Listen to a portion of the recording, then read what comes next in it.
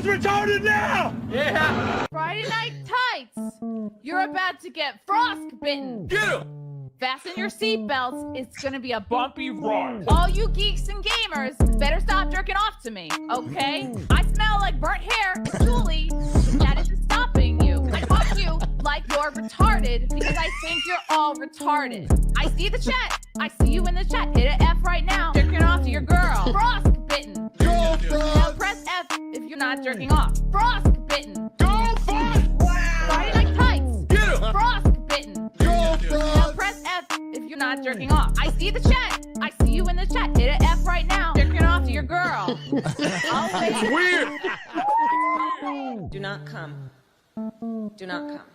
I'm gonna come. I'm not qualified. Go ahead. Make my day. Get him! Call me Beaver Barbie. Bitch, you're that goddamn ugly. I jerked off to the dislike ratio. I'm not hot to you. No. No. What in the heck did I just walk into? Wow. People keep confusing me for prepubescent Justin Bieber. Someone in the chat called me Eminem mid-transition. Frostbitten. Go, Now Frost! press F if you're not jerking off. Frostbitten. Go, Frost! Friday Night Tights. Get him! Frostbitten. Go, Now Frost! press F if you're not jerking off. I see the chat. I see you in the chat. Hit an F right now. Jerking off to your girl. I'm standing up for all the women at G4. Emily, Abby, Megan, Joe, Jake, Zipper, Pockets, Scissors, Tape Dispenser, and Filing Cabinet. X-Ray girl, she is a beautiful young Oriental. X-Ray girl, Give me cock. Ask them the price of cock. X-Ray girl. What is this for you to stroke your chopstick to? You don't like it? Go somewhere else. Nerdrotic.com. Peace. Right now. Nerdrotic.com.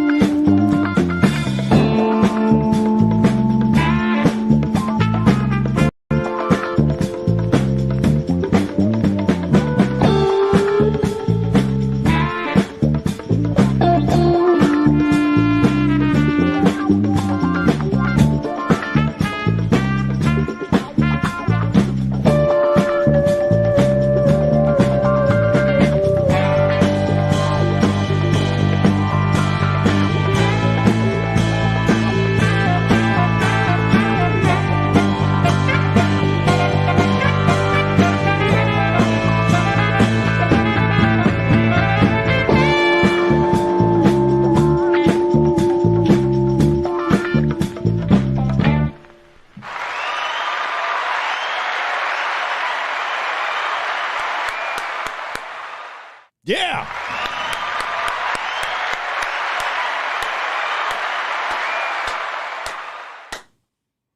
Go, Frosk! Hello. How are you, my neighbor? Will you be my nooner? Everybody loves a nooner. My name is Gary Beekler. I come to you from Nerdrotic.com. And this is the Nerdrotic Nooner. Today, we've got a lot of stuff to talk about. We're going to kind of go over some stuff I wanted to go over more last week, but we're going to go over a little more this week. What isn't mentioned in the description or the title, because I forgot, was Doctor Who rumors. Some interesting ones that it'd be awesome if they were true. Probably not, but it'd be awesome if they were true.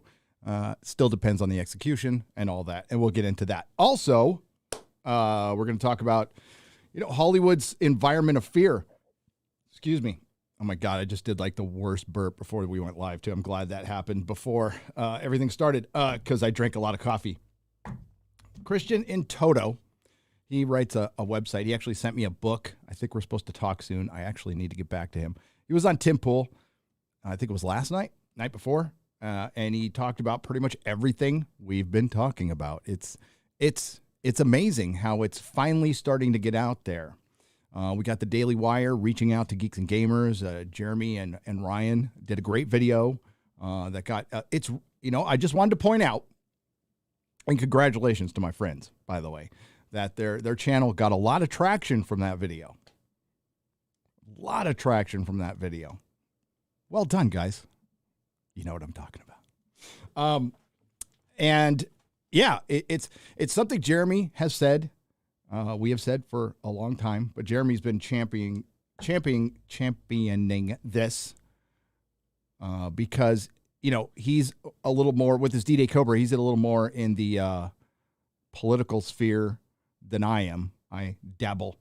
But we want to talk about specifically the right, conservatives, blackpilling and giving up on entertainment, Hollywood, not taking gamers seriously, not taking people who are in the pop culture seriously. And I heard Chrissy talking about this, the great Chrissy Mayer, on her Simpcast. Conservatives kind of brushing off and turning their back on people who like to fly their freak flags. And if we want to bring things back, if we want to bring balance back to the country, if we want to bring things back to common sense, we need to include everyone who practices common sense, including people who occasionally fly their freak flag. Now, as long as you're open about that freak flag and, you know, maybe if you're not hiding it and pretending you're something else, that's something different. Somebody who's like Chrissy, who is very open about it, you know, that's an important issue that we need to discuss overall. And I think people are finally opening up to this, which is a good thing because it's about having a good ground game in an election, and we need a good internet game if we're going to bring balance back to the planet. If that's ever a thing, but things are certainly out of balance now. That's undeniable. We're also, what else was in my title? Here, there we go. Oh, thank you, G4. Thank you. I just wanted to say thank you. We're going to talk about that. Spider-Man No Way Home still kicking ass. Still kicking ass. And you want to know why? Because it's a fun movie, and it doesn't preach to you, and it doesn't have any identity politics. Sure, it's got fake Mary Jane, but they actually kind of fixed that story. And is it Sony realizing we don't want to F with our evergreen cash cow, right now the most popular superhero on the planet, who currently hasn't been turned gay or killed? Not that I know of yet in the comics. Oh, wait, Ben Reilly's back. So that might not be the case. Marvel has a habit of killing off their main characters when there's a popular movie out. But I don't read that garbage anymore. Yeah, we could also talk about comic books and the state they're in. And if I don't have X-Ray Girl or Quarter Black to remind me, soon I will. But hopefully I'll remember. I want to talk about my philosophy on independent creators, independent content, and how I support it. How I support it. Not telling you how to support it. It's just how I support it. And hint, it's the same philosophy that I used at the comic shop with one addendum, with one major addendum. So we'll talk about that. But let's first see who is here. Yes, a little bit of a stuffy nose. We had the heater on last night, and I kind of got a dust allergy thing. So forgive me. No, I'm not. I know I have been accused by one YouTuber of being off the wagon. No, if I was coked up, this show would be far more entertaining. And I'd probably be naked. So let's see who's here. We have Eric K. and his wrench, who's always here. Lady Gravemaster, hey, thanks for the assist with the last video. And, you know, here's what I like to do. When people assist me with videos or I use somebody's clips, I tend to state that in the description. I think it's very helpful. When I started out my channel, I wasn't collabing with other channels. It took me I didn't collab for a long, long time. And it's just because I didn't know to, really. But now that we have a lot more collabing going on, there's a lot of crossover. It's good to, you know, thank the people who helped you or maybe had a take first, you know, because you want to avoid taking credit for other people's work. It's kind of, yeah, it's a no-no with me. So thank you, Lady Gravemaster. Great job. She's always shooting me stuff. She's on top of it. It's great. We got here Vince Womack. Welcome. Here, you guys. There we go. That's better. Saldrin TJ. Oh, man. My glasses are going to be crooked. These are not the normal glasses. I got a bunch of new glasses, and they need to get fitted because I have one ear higher than the other.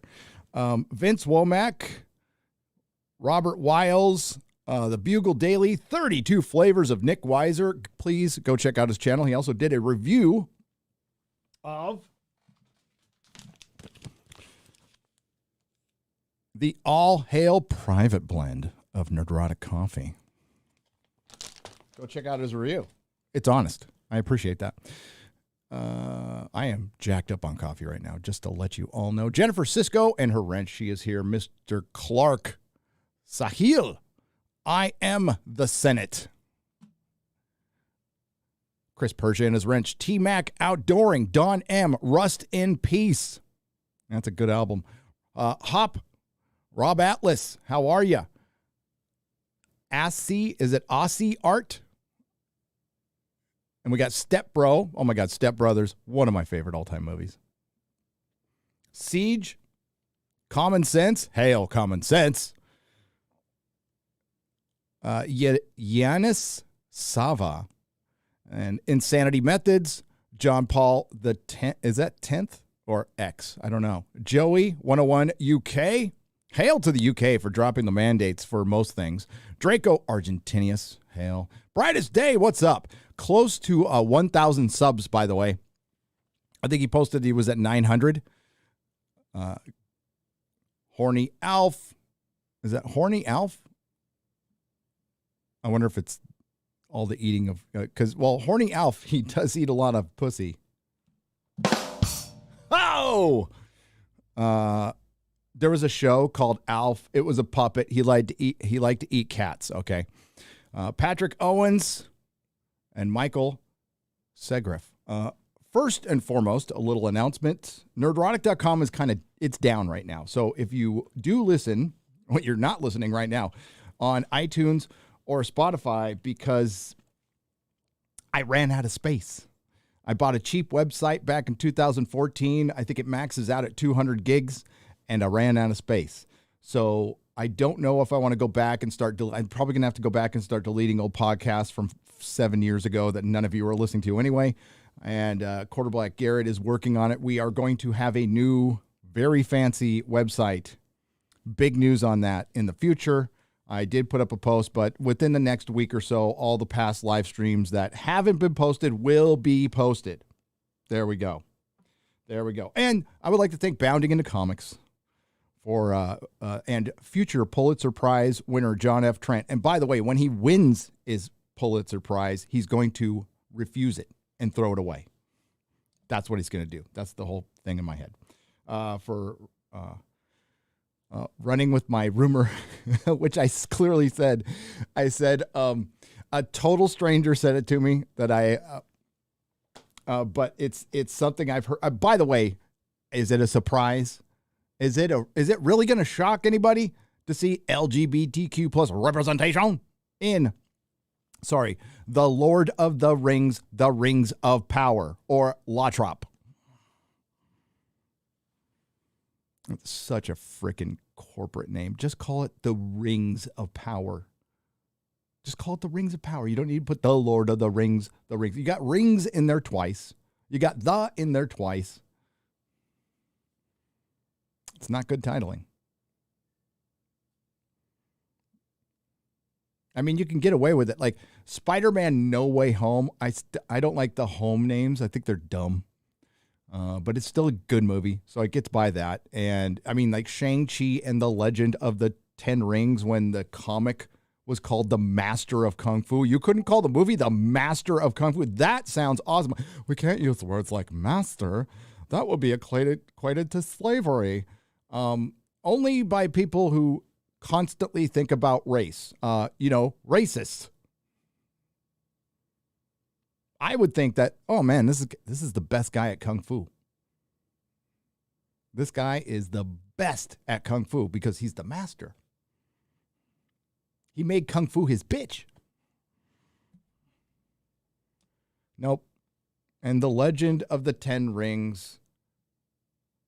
So we're going to use an Iron Man villain for Shang-Chi. Shang-Chi's got some cool stories. He does. They just didn't use any of them.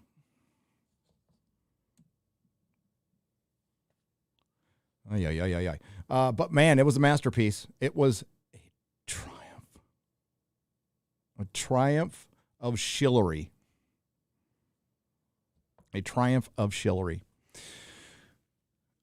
First article we'll go to today. What do we want to start with today? Because the new rules for Hollywood is long. We'll wait on that one. I'm going to get to like half of it because it's a book. It is a book. But we can briefly talk about what Christian in Toto talked about was, I just think of the band Toto. Africa, Hold the Line. Which was the session band for Boss Skaggs, and then they formed their own band, and man, that was everybody was listening to Toto back in 1980 or 81. And they look very 1980 and 81. But Hollywood, he spoke about Hollywood's environment of fear. So Hollywood is filled with actors or adult pretenders. A lot, not all, are vapid narcissists who will say things like, I'll be whatever you need me to be. There's a lot of, there are not a lot of principles in Hollywood. None at all. The only principle is be willing to stab your best friend in the back to get a role. It's just the nature of the town. It's the environment of the town. And that environment worked.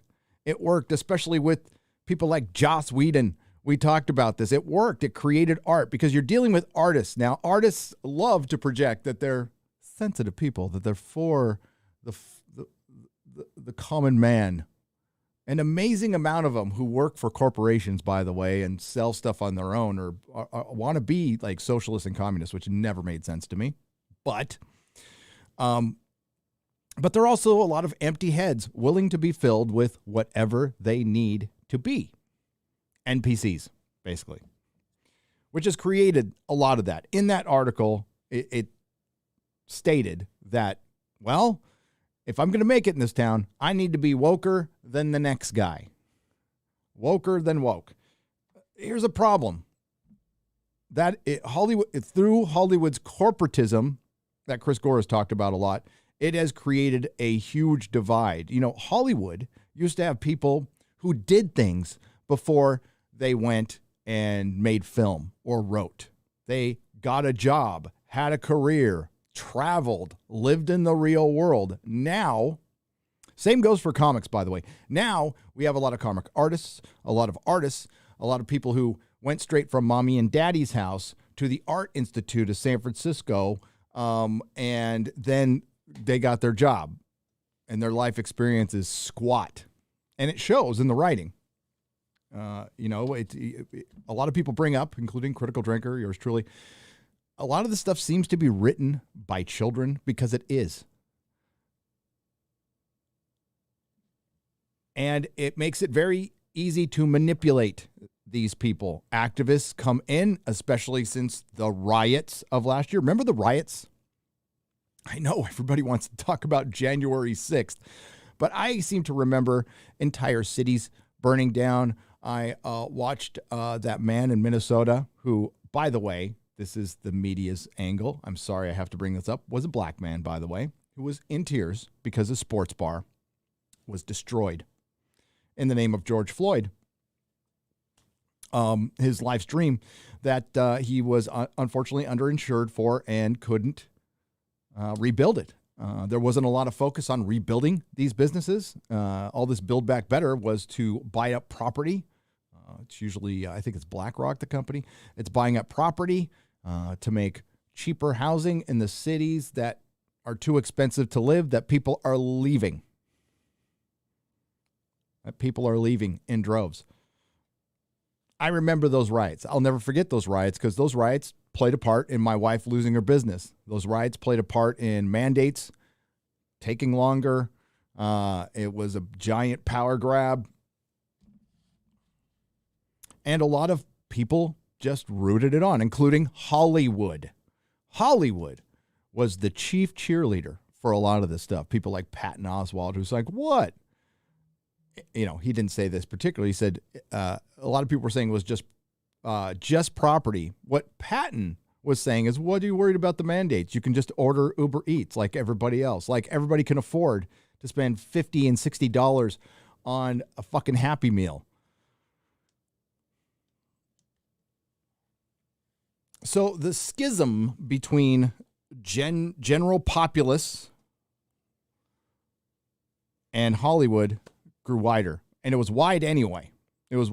Now it's so wide, they're throwing around getting rid of award shows, which I would hate it because I love to roast them. There were some of my favorite videos to do was to roast the ratings going down and the movies that nobody watched, and some asshole will get on stage and tell us how to live while they go back to the safety of their walled mansion with armed security.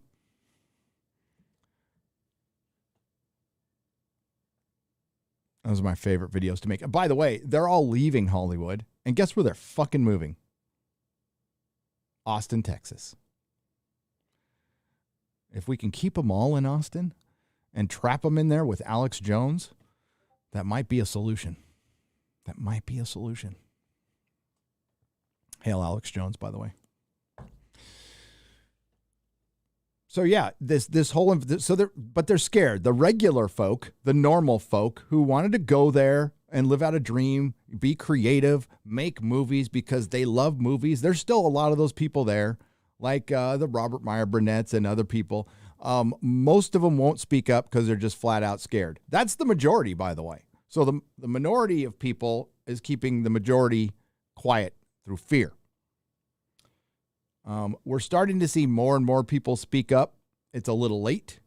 It's a lot late. They should have spoken up a year and a half ago, but they were too busy calling us racists and Nazis and istophobes and white supremacists and racists. Fuck istophobes. They just straight up call it. It's a meaningless word.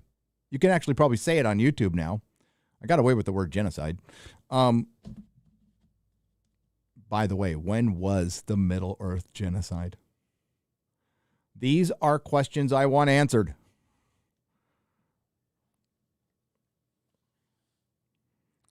So a lot of us now are being held captive, our creativity, our freedom to express ourselves, our general freedom is being held in captivity by fear. By fear. Fuck fear. Fuck your fear. It's time to sack up and start speaking up. Don't let fans can't do it for you. The audience, the paying customer, isn't going to do it for you. We're going to, we will, but we can't fix this problem for you. You need to fix the problem. The way we fix the problem, we speak up. When we're done speaking up, we walk away.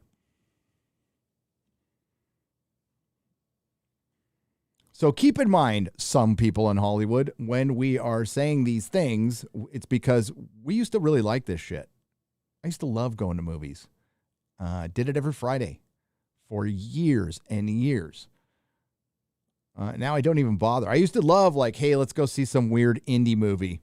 Maybe we'll find something fun and cool. Wouldn't even consider it now because I know each indie movie is going to be somebody sitting at a table crying with their lesbian partner about the patriarchy or something. It's just people are generally over it. So when we have something like Spider-Man just destroying the COVID narrative, destroying the woke narrative, it's great. It's great. Yes, it benefits Disney. It benefits Sony, but it doesn't because it breaks their own narrative. Now, there are a lot of theories why this movie wasn't woke. there wasn't enough time. I think there's always time to make something woke. I just don't think they want to fuck with their evergreen product in Spider-Man. Now, Warner Brothers, not that smart. As Disney is evil, Warner Brothers is dumb. And they'll just kill all their people, including the Justice League. Great time to do it when you don't, when all the books in the top 50, all the floppies in the top 50 are most of them. The vast majority, all but two, actually technically all but one, are Batman-related books, which is hilarious. Comics Perch did a video on that. Usually I don't watch a ton of Comics Perch. All I have to do is watch your boy Zach, and then he'll talk about Comic Perch's latest video. So you kind of get 2 in 1. It's like a Zach 2 in 1. You know it's true, Zach. Your boy Zach. Read a few super chats, then we'll get to the first article. And yes, we will read. I guess we'll achieve full narcissism, and I'll read the article about my video pounding into comics. Why not? Hey, it's not going to happen forever. Okay. Oh, and there's a comic strip, a Rick and Morty comic strip that has Jeremy in it. I'm pretty sure it's Jeremy. The guy's wearing green. It's like a game controller on his hat. He's got kind of a weird mustache, but Jeremy's always had kind of something weird on his face. I don't know if it's hair or not.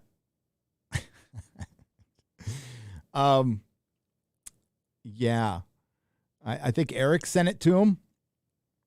And breaking news. A lot of the creatives hate us. A lot of the creatives have always hated the audience. That was one of the shocking things I figured out, like in my first 2 years of selling comics. I'm like, oh, wow, they really don't like the readers. That's unfortunate. Again, not everybody.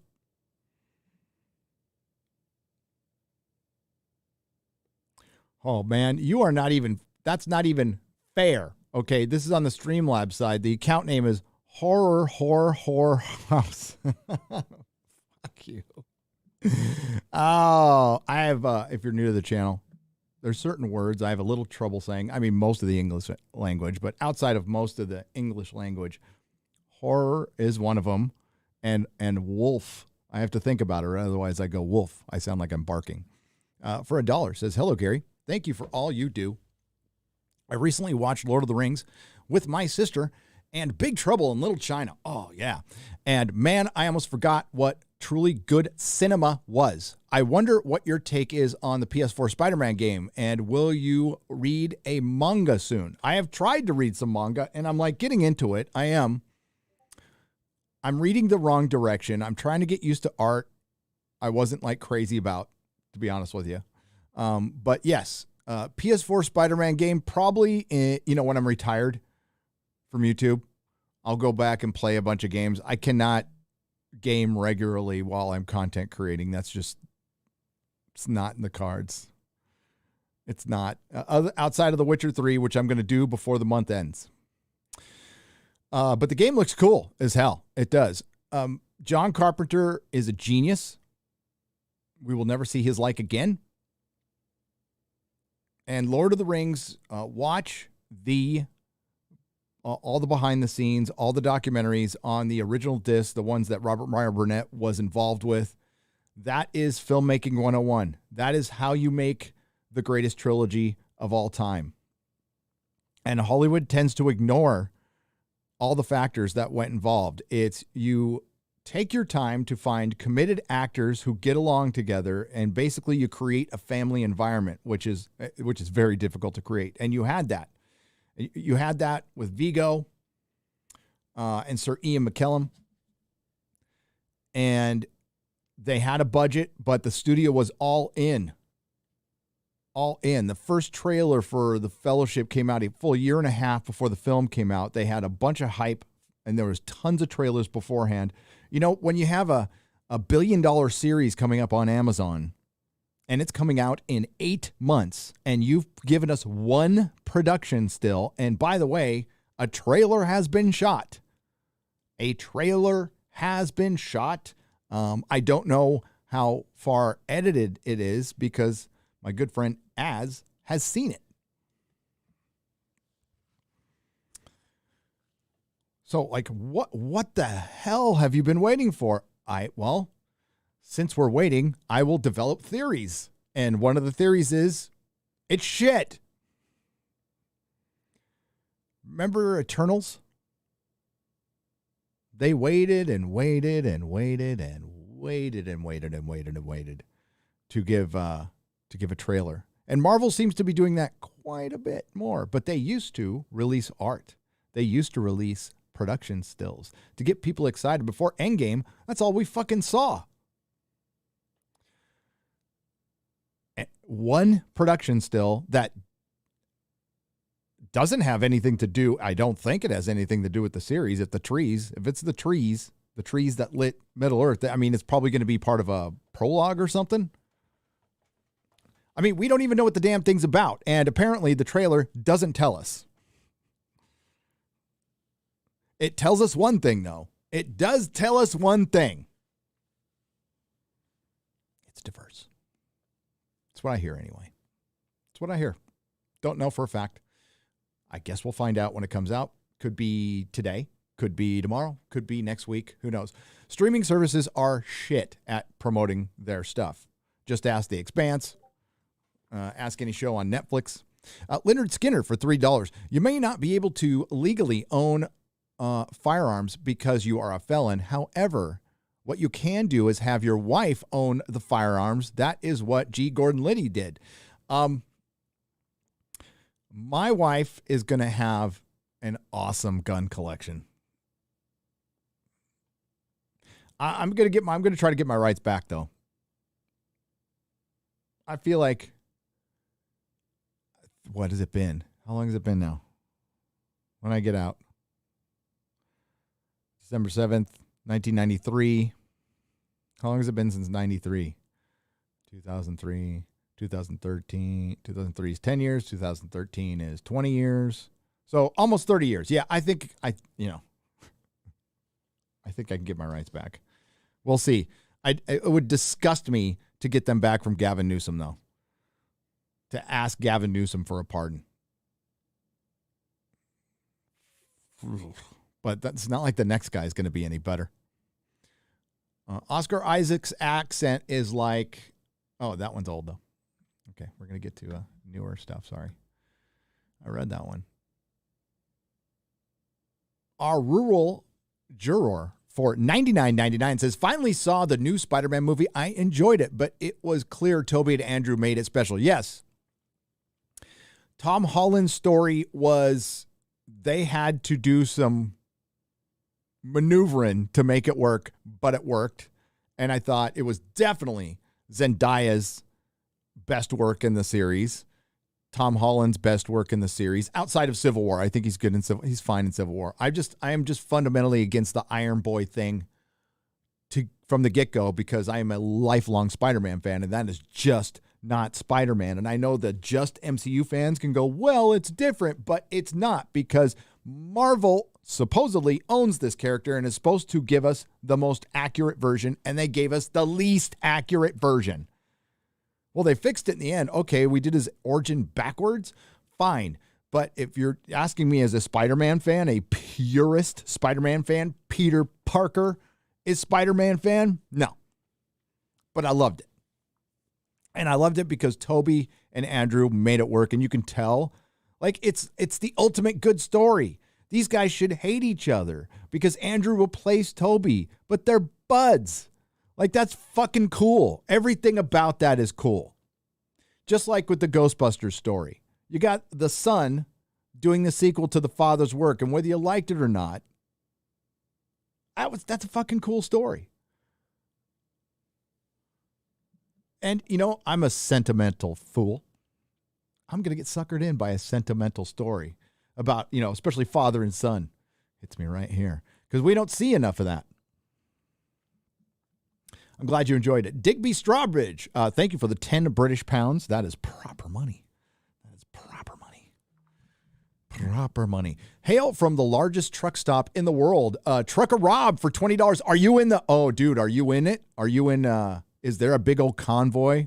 Are we just not delivering stuff in solidarity with your Canadian and Mexican drivers, which is freaking... The people who backed NAFTA are keeping Canadian and Mexican truck drivers from coming to America. Wait, I have a noise for that.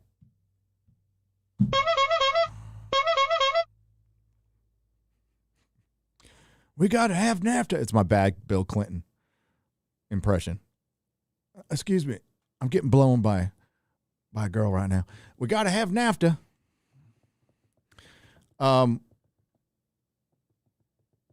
Yeah, it's crazy. Hey, Trucker Rob, drive safe. Thank you for doing what you do. We stand with you. I've got enough food. I'll hang. Do what you need to do to make the government bend the knee. You know how you make the government bend the knee and stop the supply chain? God, I don't want to get political. Gavin Newsom went and cleaned up in L.A. A bunch of trains got attacked. They got robbed. It was Amazon crates, a lot of crates of stuff. And there was just trash everywhere. And it actually got Gavin Newsom's attention. So he went out and picked up some trash. Like we believe this guy would even do that. And then he didn't want to say, then he said, well, first he said, well, it's organized gangs of people. He's all, I'm sorry. I didn't mean to say gangs. Organized groups of folks. So I want you to watch The Warriors and see them as organized groups of folks. The organized groups of folks of New York. Organized groups of folks.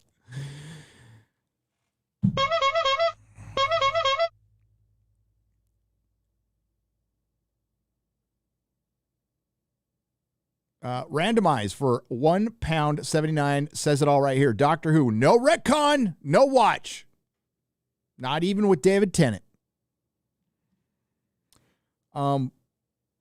Taken from Spider-Man No Way Home, Doctor Who needs to bring back David Tennant. And he can't play a different doctor.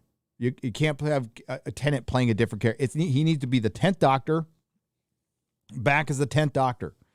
Even if it's for like just some specials. If you want to get people back. And you still won't get everybody back. It won't happen. You can't go home again. You can't recapture the magic. Peter Jackson had a lot of the same people working on The Hobbit with him. How'd that turn out? Now, I like The Hobbit. I watched The Hobbit. The Hobbit is not good. The series isn't good. It's got a lot of flaws. It has moments, and it's a cool story, and I can get through it. It is the prequels to The Lord of the Rings that the Star Wars prequels are to Star Wars. Okay? They're not good. People like them. And that's okay.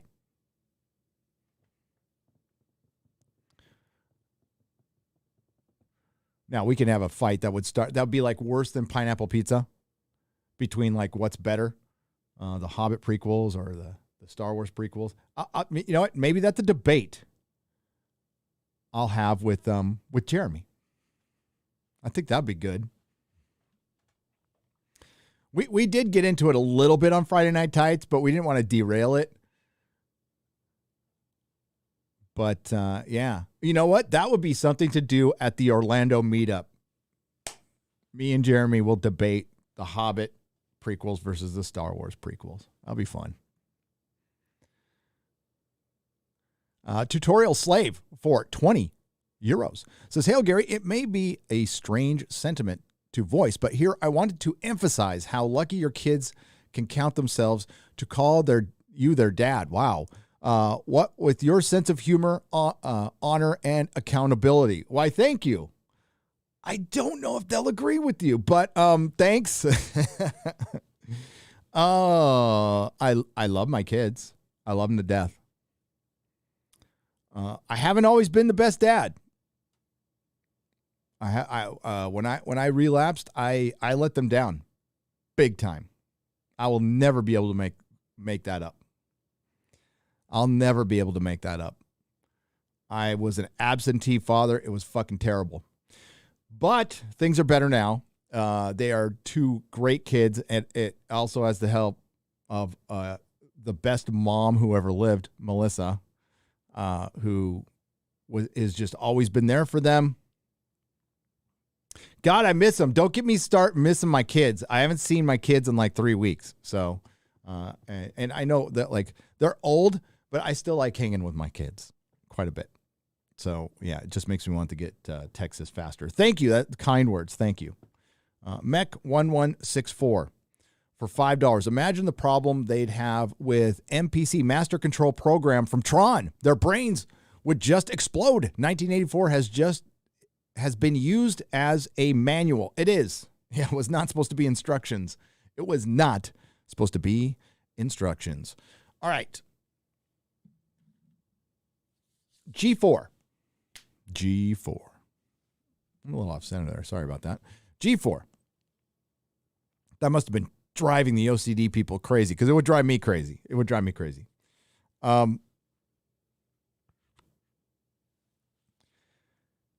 Apparently, Frosk is still at it, and she put up a tweet. By the way, I got all this from Ryan because I'm not going to follow their shit. I just watch Ryan's videos. She put up a tweet basically saying she was backed by her corporate overlords, and then she had to delete it. Ryan also brought this up. I went and checked, and I'll be damned if he's right. I don't go to Twitch. I have a Twitch channel. I think I've used it once. I'm not a gamer, so I don't understand Twitch.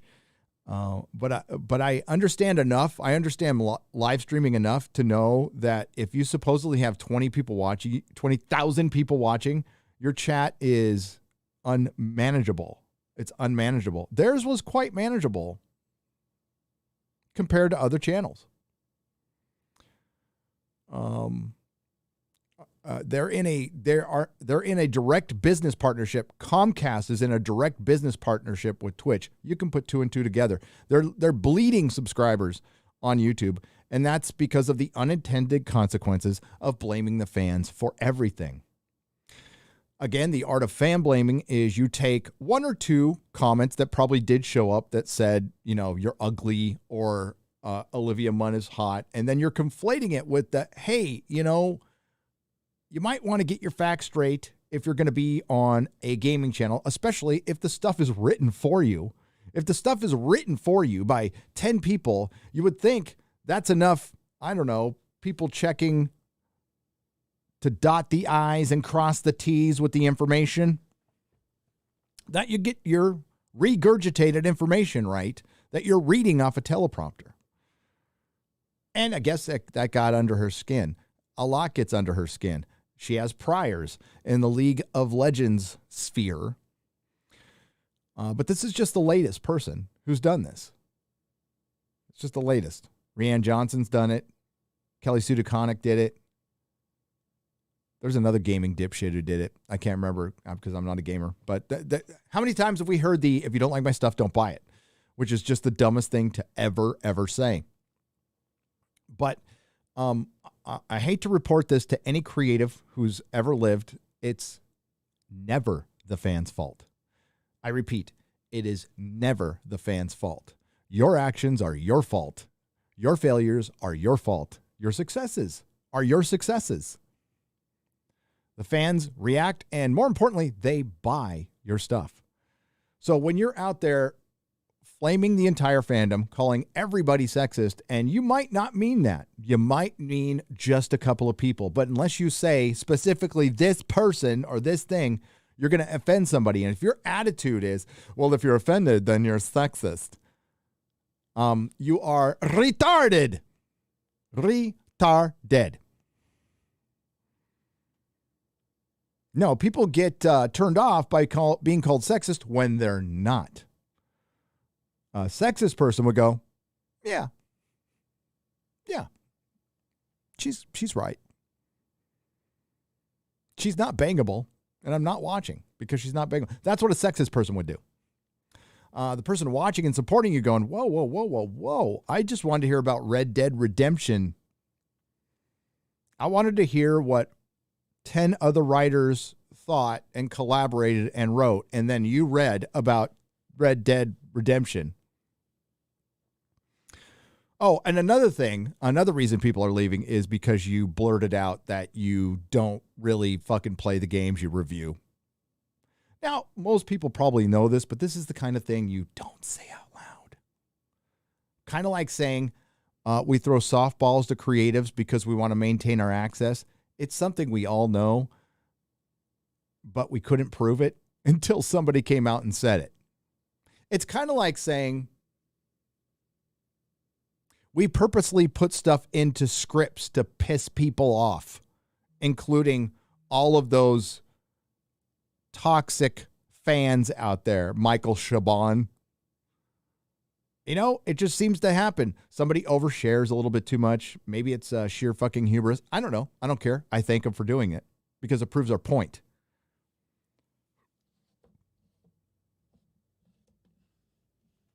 So thank you, G4. Thank you. Because it brought a lot of people over to these parts, and we appreciate it because you're welcome here. Everybody's welcome here.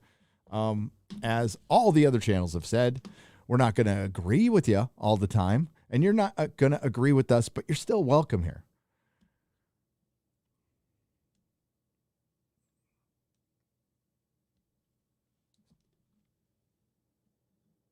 And it still kind of boggles my mind why you would come back with a business model from 2012, 2013, 14, maybe even 15. And spend that much money on something you just don't need to. You flat out don't need, like, people are okay with watching people on a StreamYard's live stream or a Zoom call. I wouldn't use Zoom. We used it once with Alex Jones. But okay. God, I feel weird about the studio I'm going to get. I'm like, I don't want to make it too fancy. I don't want to make it too fancy. Brightest day. We got us a chat full of awesome frackers. Yeah, we do. We always do. We always do. Good people around here. And you know what? The new people, you're welcome. You're going to see you have a great resource of information of damn near everything here in the chat at Nerdrotic and at other places. Despite what you have heard, we may get a little salty once in a while, but we're good people. Had the Rona last week and finally finished Daredevil series. Was blown away at how good the 2 seasons are. Do you recommend watching any other Marvel Netflix series? Love your channel. Good luck with the move. C-Dub for $19.99. Oh, I'd say maybe Defenders just because Daredevil's in it, but it's pretty shit because in their infinite wisdom, in the very early sense of the MCU, they decided to roll out a 60-year-old Sigourney Weaver and make her the bad guy. And like she was doing Kung Fu. And I love Sigourney Weaver. I do. But osteoporosis Sigourney Weaver doing Kung Fu on Elektra? Are you fucking kidding me? No. Just stop. I would just watch Daredevil again. All the other ones are. The first 6 episodes of Luke Cage with Cottonmouth, but right after he leaves, it's bad. It's pretty bad. Maybe. Iron Fist sucked. Jessica Jones season 1. David Tennant was freaking great. And it's pretty close to the comic. I always wish that they would have stayed true to what they originally wanted to do, which was use Spider-Woman, Jessica Drew. That would have been, had much more impact. But they didn't want to do it. Unpopular opinion movie reviews for $5. I'm looking forward to seeing Amazon's The Rings of Power portray a forbidden romance between Galadriel and an orc defector. It probably could happen. Oh, God.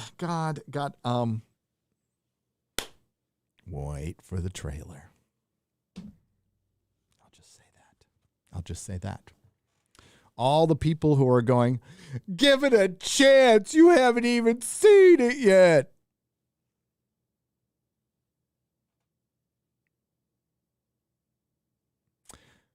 Technically, no.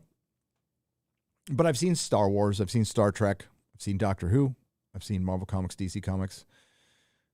The difference between season 1 and 2 of Westworld, the difference between season 1 and 2 of Altered Carbon, the difference between seasons, I believe, 4 and 5 of Mr. Robot,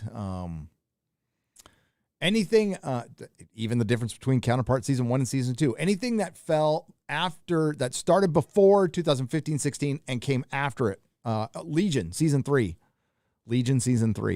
you see these massive changes because of Me Too Time's Up, because everybody was scared. Everybody was scared, and they're still scared. So first they were scared for Me Too Time's Up. Then they were scared for Oscars So White, or I think it might have been, that probably was the same time. And now they invited in this extortion racket that uses the, is it the ESG? I read an article yesterday. I couldn't believe it. Like, they're like open about it. That BlackRock is buying up production studios. BlackRock, the investment firm that is all about the great reset. Check in on Comics Division, Unsafe Space stuff for that. It's very good. He's been on top of it forever. The stuff is real.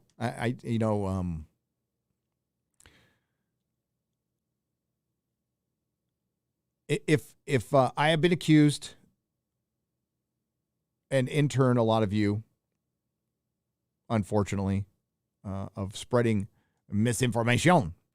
A lot of the information I talk about is just my take on things, my opinion, but it's based on reading articles.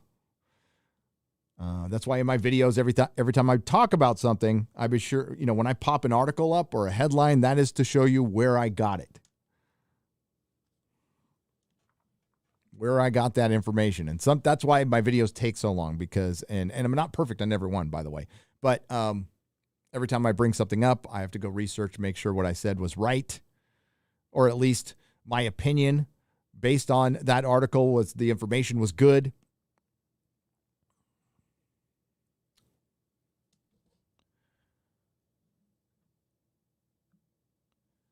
Okay, we're going to go to an article. Let me read. Oh, well, we got the Grizzly. Holy crap. Hang on. We can show this one. Where are we? Boom. Look at that. Hang on. Where'd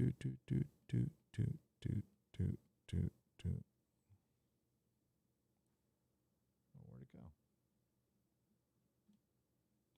Oh, okay. I know what I'm doing wrong.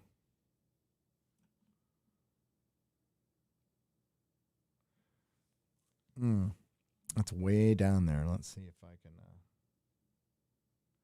I can't. You're just going to have to look at that one while I read this one. Unless I do this. Wait. Oh, why is it doubling up? I hate it when it does that.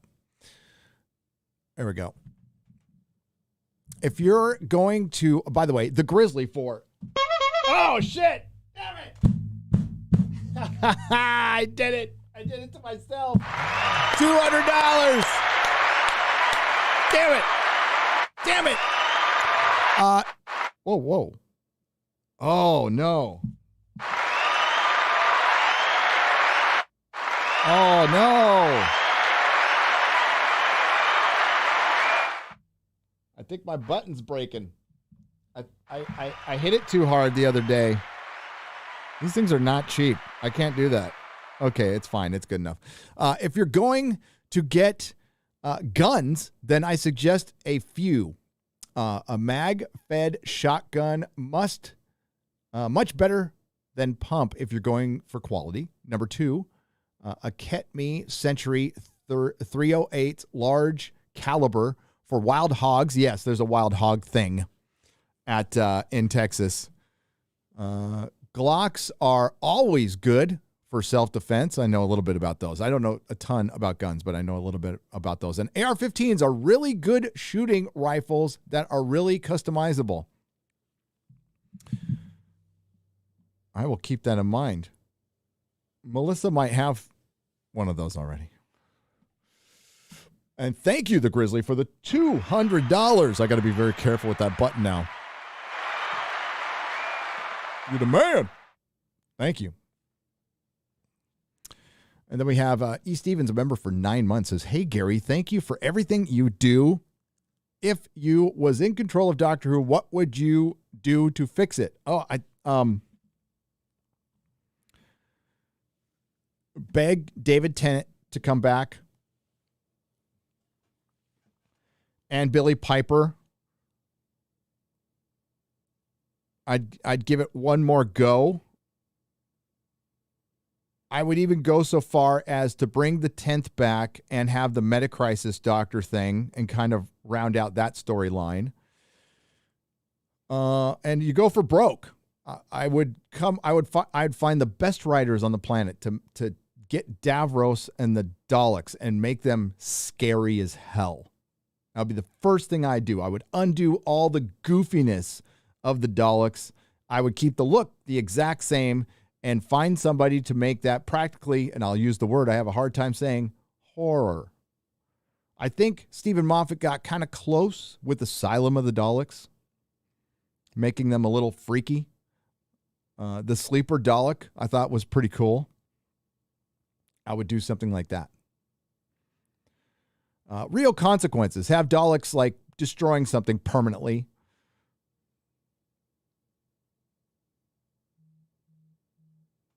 That's what I do. That's what I do. Okay.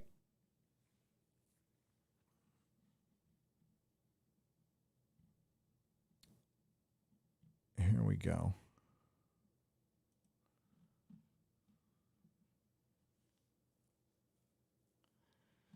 Now, when it comes to, and again, this is kind of YouTube inception, narcissism, just to let you know. I am aware. And yes, you can see what I was looking at. I was looking at sideshow stuff. Prime Video's The Lord of the Rings of Power. God, it's just terrible. Rumored to have feature LGBTQ plus representation. I can tell you what else it'll have. It's going to have diverse elves, diverse dwarves, and diverse hobbits. You're going to ask yourself, well, what's the big deal? Well, some people might go, what's the big deal? What's the big deal? It's fantasy. This fantasy is a mythology for England that was built from the ground up over the course of a genius's life and two dipshits who wear fucking hobbit slippers to work, who wrote 3/4 of a shitty Star Trek script, are going to come in and eviscerate it with a bunch of postmodernist writers who feel like they need to improve on the dated Tolkien. I'm here to inform you something, Hollywood. You're dated. Tolkien is not. 150 million books sold, translated in over 57 languages and dialects. If you add dialects, which I guess there's a difference, it gets up to 80 or some shit like that. The Bible sells better than Lord of the Rings. Not much else does and has over time. It's a pretty accessible story. You can open the book and you can start reading it. And there's at no point in the book, anywhere, does it say, you are not allowed to read this book unless you're white. Doesn't say that. Doesn't say that. You are only limited by your imagination. I was on a stream with my good friend Scott this past weekend. Sporking News. Mark with a C was saying this very thing. When he was reading, he happens to be black. But when he was reading superhero books, he was only limited by his imagination. And guess what? He was perfectly fine reading those books. He liked the characters. I'm all for creating new things. I'm all for creating new characters. If you were going to adapt some African mythology, I wouldn't want a bunch of white people in it. I'd want it to be authentic. I'd want it to look like African mythology. There happens to be quite a bit of it. That would be pretty cool if somebody actually took the time to adapt it.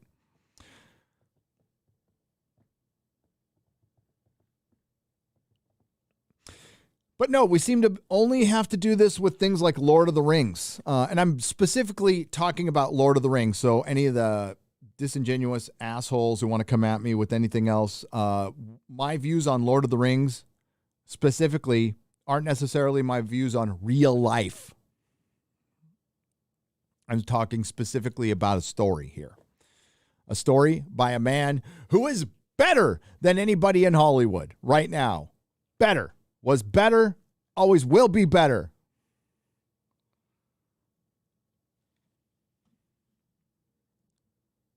Somebody wrote a couple of Breaking Bad scripts and they think they're better than fucking J.R.R. Tolkien. Are people going to be talking about you in 100 years? No, they're not. Oh, look at that. Okay. This thumbnail.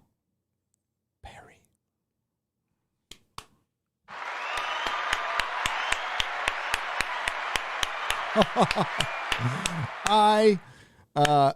I gave him a couple of images. I'm like, hey, could you work this out? And he threw in Brandon. I was laughing my ass off. He is so good at what he does. Hey, they spelled my name right.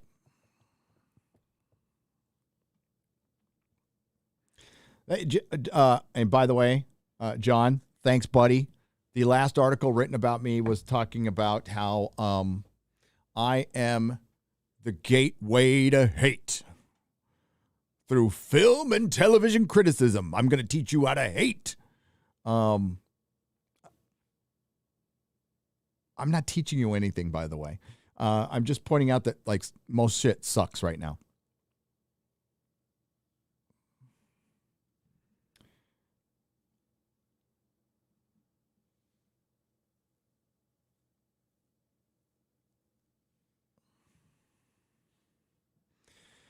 So the OneRing.net.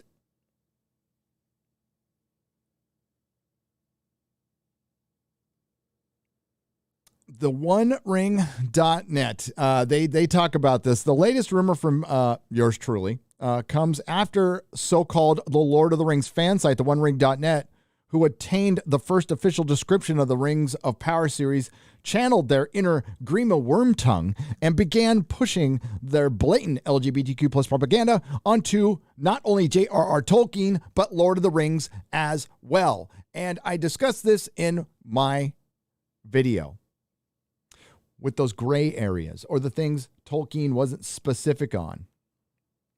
Oh, I see Meatloaf there. Rest in peace, Meatloaf. His name was Robert Paulson. So the OneRing.net was saying, well, we don't know what he really meant there.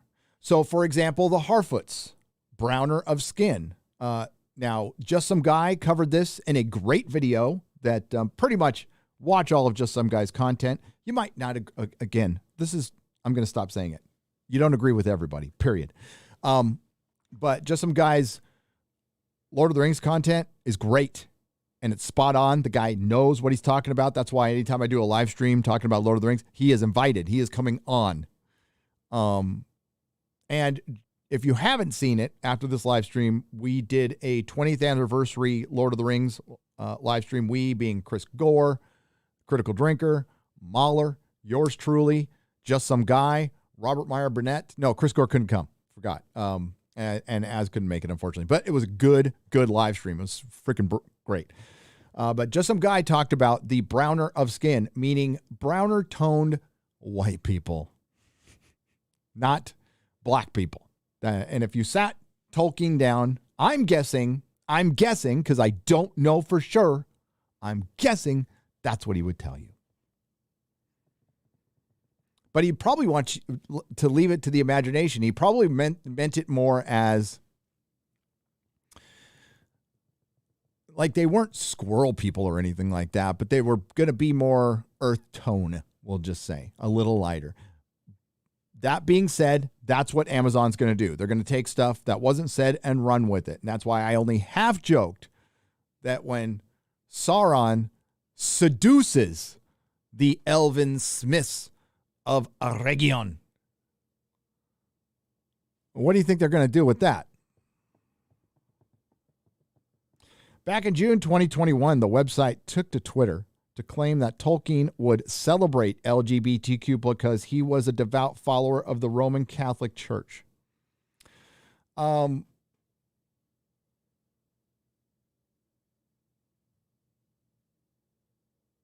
There's a separation between celebrating something and putting it in your story. If Tolkien is still alive, and I'm sure he wouldn't have a problem with it. I don't know. I don't know. But that's the conundrum we're in sometimes with getting along with people, right? Just because I don't practice something doesn't mean I don't think it should not exist. For example, I'm not a practicing religious person, but I would absolutely respect an individual's religion. I would not go out of my way to step on it or anything.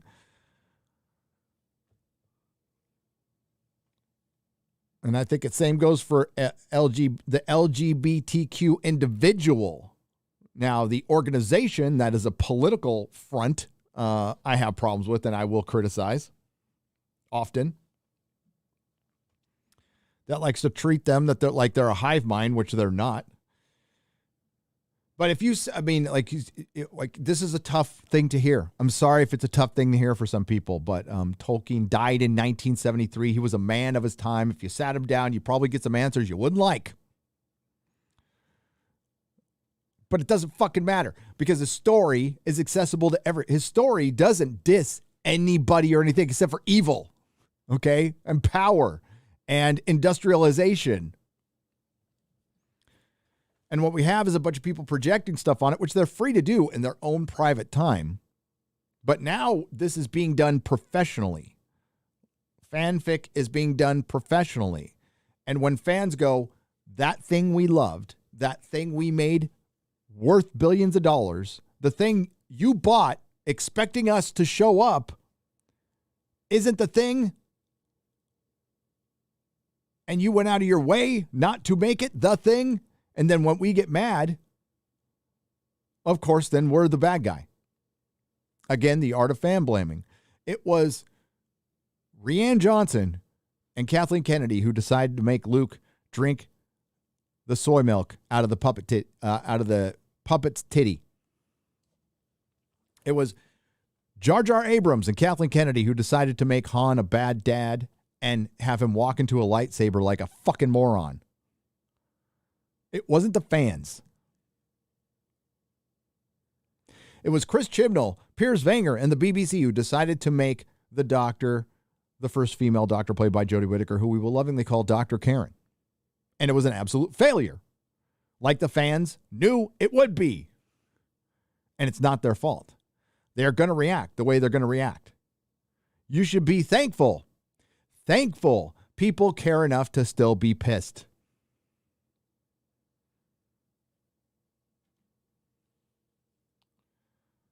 And Amazon, I made video. I didn't expect them to listen. And a bunch of us made videos going, don't do this. Don't fucking do this. Just stay true to Tolkien. Nobody's asking you to put in libertarian issues. Like hobbits, walking around with taxation is theft shirts on. No one's asking that. We just ask you to stay true to Tolkien. Do what Peter Jackson did. Peter Jackson did. And that was not bring any of his own personal issues into a story that doesn't belong to him. Show respect.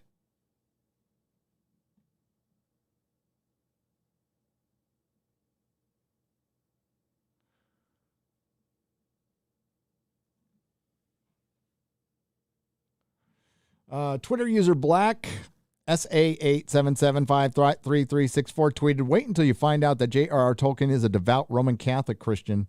Boy, you guys going to be in for a shock. The user added, in fact, Lord of the Rings was heavily inspired by Christianity, and I'm pretty sure Christianity doesn't look too kindly on the alphabet people. Well, it's supposed to be, Christianity is supposed to, well, just as far as I know, kind of live and let live, you know?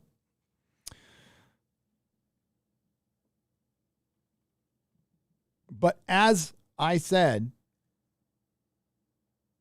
good old Father Christopher Miller, who's on a bit of a sabbatical right now.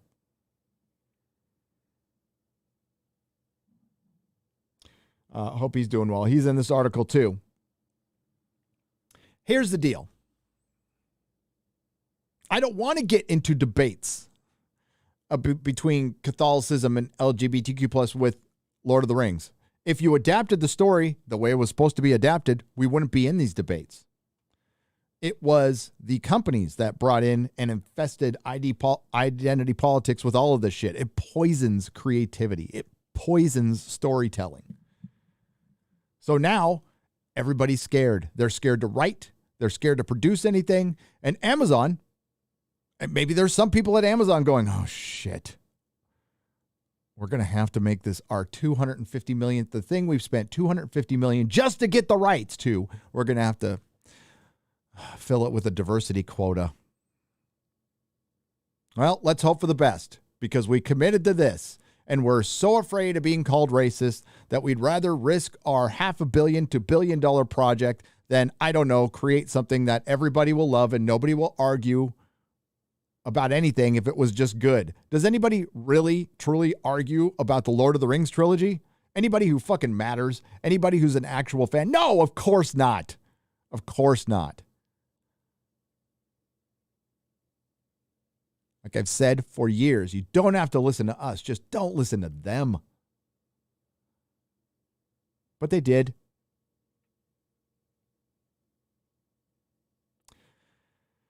So, what's going to happen? I think Wheel of Time should have been your foreshadowing.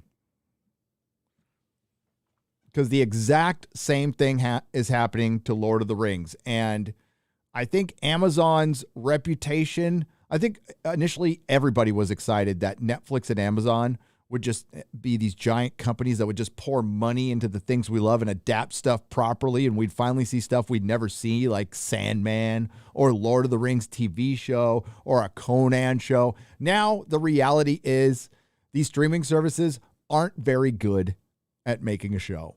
What they're good at is, you know, finding a production company, and occasionally they'll find one that works, right?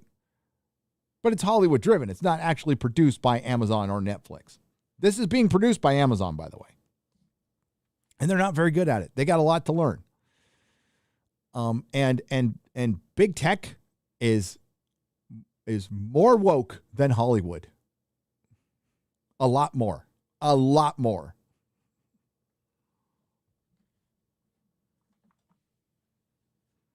So Jeff Bezos has his big old trophy. And he could give a fuck. He could give a fuck. So this is going to be, is it going to be as big as The Last Jedi? No. The Last Jedi, like that was monumentally big. Because everybody was so happy to see Luke back. They couldn't wait. They're like, fine, Han died. That sucked. But at least we get Luke back. And then that happened. And if you remember correctly, when Last Jedi came out, people were pissed.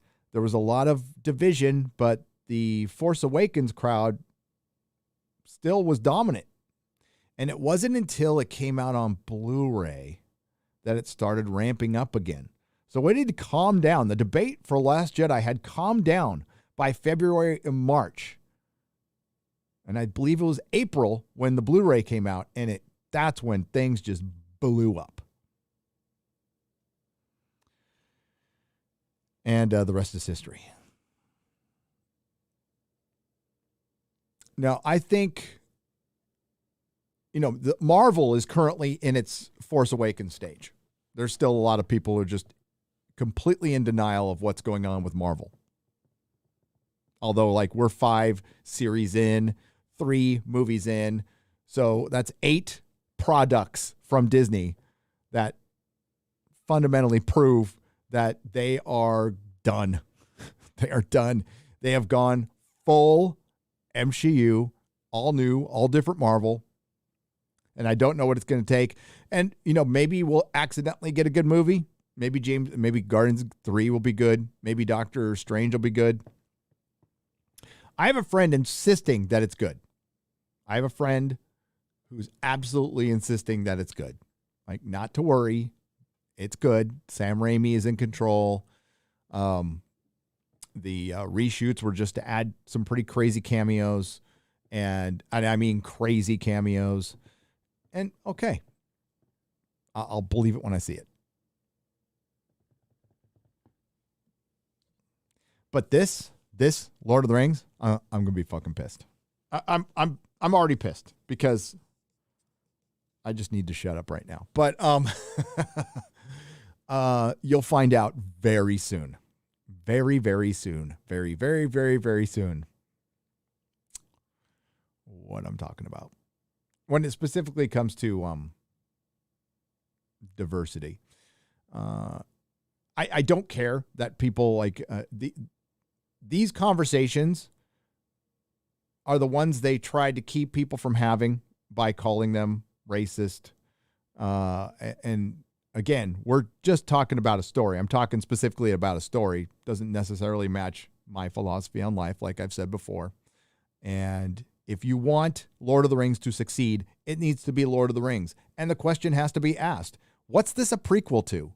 What exactly is this a prequel to? The books? Well, that didn't work out well for Watchmen, if you remember that piece of shit series. It was a sequel to the comic book, which confused the shit out of everybody. And then they made Dr. Manhattan black. And the black was Blueface. Yeah, it's really bad. That one's going to be looked back on in 10 years going, ooh, oh. Kind of like those early 70s movies where you just go, oof. It's going to be the same way. Or is it a prequel to the movies? Well, it can't be a prequel to the movies, because if it is, then there was a massive elven, hobbit, and dwarven genocide at some point before the events of The Hobbit and The Lord of the Rings. Is it a prequel to a potential remake? I'm starting to think maybe that's it. Why would you spend $250 million to get access to a prequel? Well, initially, by the way, it was the Tolkien estate that was shopping this around. This wasn't something Amazon looked for. It was the Tolkien estate who said, we're going to shop this around. And it was Amazon who was the highest bidder. But since then, Amazon is in the process of purchasing MGM. Don't know where that's at right now. I don't think they should be allowed to. I think that this needs to stop. This corporate gobbling up needs to stop. But I think it has something to do with getting Hobbit rights, amongst other things.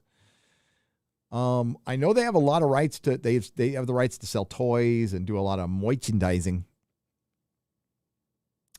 I'm not sure where it stands when it comes to The Hobbit and The Lord of the Rings, because say Isildur's sister does exist.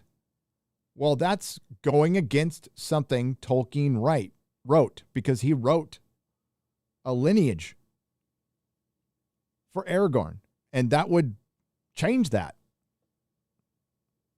So that's contradicting it.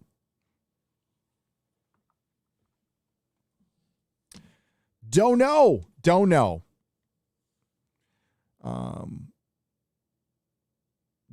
Nothing's going to take away the greatness of Peter Jackson's trilogy. So I guess we have that. And that's what will differentiate it from The Last Jedi and Doctor Who, because we're not seeing the things we loved being actively messed with yet.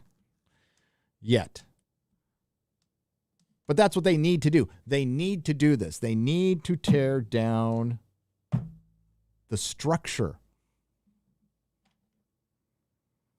so they can remake the world in their woke images.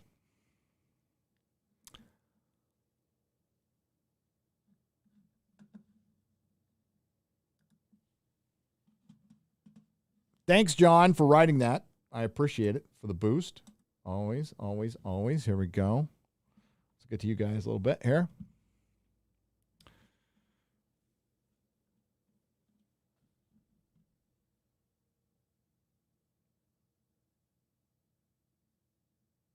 I don't know why people are talking about veto. I can't see the top of this one yet. Here, let me see if I can see it over here. Give me a moment. And what is that?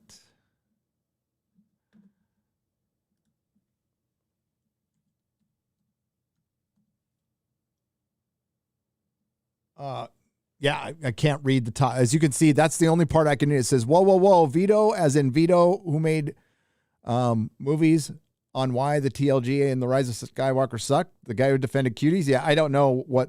No, I call him Pedo. And I watched Az destroy him on Nina's live stream. It was pretty funny. That's the guy who tried to take down my channel because we had Alex Jones on. And then ended up on InfoWars a couple days later. Tells you what kind of guy he is. Gary, any rumors about Tobey Maguire and the future of Marvel movies? Cracklin for $4.99. Not that I know of. Not that I know of. I don't do the rumor thing. I'll mention it in passing, but I'll make it very clear. This is from somebody I have not met. It was an email, whatever. And if it turns out to be right, then that person was right, not me. I just passed on information. So I'm not going to be right or wrong in this. And it's not about being right or wrong. I'm not here to be right or wrong. I'm here to be effective and to have a little fun. But I think it would be very smart of Sony business-wise to bring back Tobey Maguire and Andrew Garfield in future movies. It would just make them, you just made billions of dollars. Why not try to repeat that success? Creatively, I would prefer them to leave it alone. I would absolutely prefer them to walk away and leave it alone. But that would be dumb business-wise for Sony. Especially if they could do something to where they don't have to share it with Marvel. They could bring Tobey and Andrew back in a buddy cop movie with another Spider-Man character and leave Tom Holland out of it and Marvel out of it completely, and they can keep all the damn money. Other than Disney gets some merchandising rights, but Sony gets to keep all the film rights. And they have them forever. As long as they make Spider-Man movies, they have those rights forever. Which means, essentially, they have a stranglehold on Disney's most popular character. And Disney, for a while, tried to diminish Spider-Man, like they diminished the X-Men when they belonged to Fox. And now Disney's seeing that wasn't a really good idea. It just wasn't a good idea.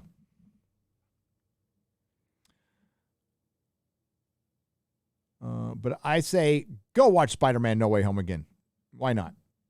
Peter Spadato for $5 says, if the creator is making content for themselves, the agenda, the cause, etc., they will always hate the audience because it is not for them. Exactly. I don't know. As a creator, it is my goal. I would want to make the audience happy. Why not? Nura for $9.99 she said some straight up retarded stuff and then called the responses calling her out for sexism. Classic gaming media, right? I think she was hoping more, by the way, Frost from G4, I think she was hoping more media outlets would pick up her rant. And it's gotten a ton of mileage, okay? It's gotten a ton of mileage, but just the wrong way. And if they're going to go out there and pretend that, that actually doesn't hurt us, we're getting followers and we're making bank. No, you're not. See, shit you can do on Twitch, you can't do on YouTube. You just flat out can't. You start throwing in bots on fucking YouTube, you're done. Your channel's done. That's the first thing the one thing I, according to the partner manager, the one thing that is very important to YouTube is the integrity of the view count. If people start questioning that, YouTube breaks forever.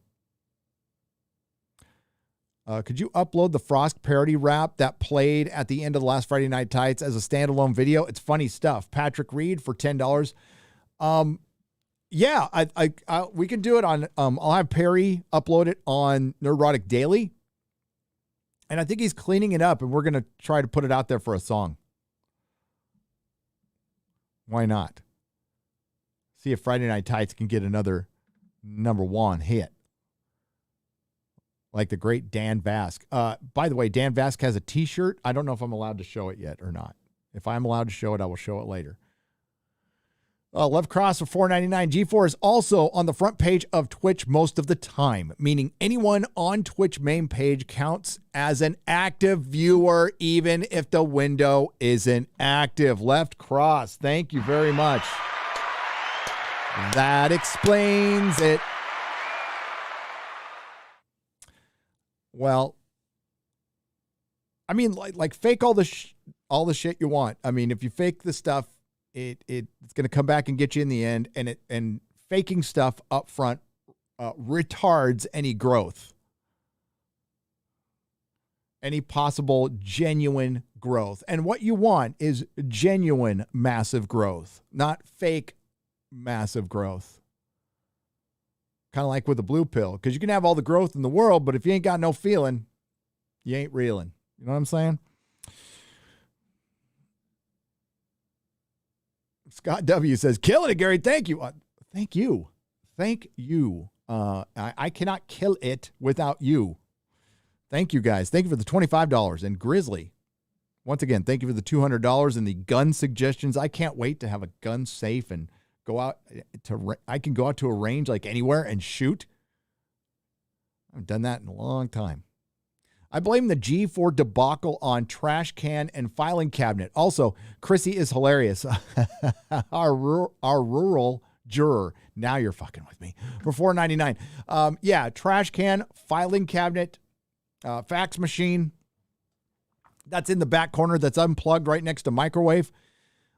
Yeah, they're not very good employees. What can I say?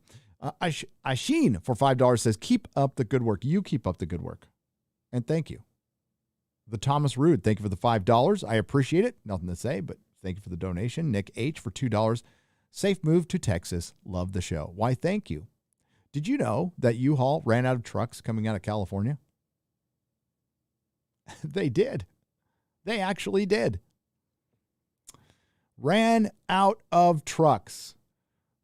Unfortunately, all the lesbians had to work out their relationships, at least for a couple more weeks, until the U-Haul trucks came in.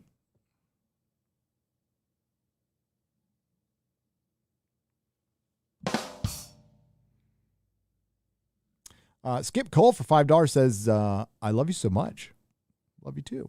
You are an inspiration. I appreciate that. J.S. Pena for $4.99 says, in all honesty, this feels more like Demolition Man than 1984. It's a mix of both, yeah. I always told my kid in jest that, and I used Demolition Man. I said, it's time for the revolution when we start getting ticketed for dropping F-bombs in public. It's time to suit up if we start getting tickets for saying fuck. We're getting close. 5 picoseconds for 5 Canadian pesos says, I think the Hobbit trilogy is objectively better, but I'd rather watch Star Wars prequels because I think they're just more fun to watch. That's a good answer.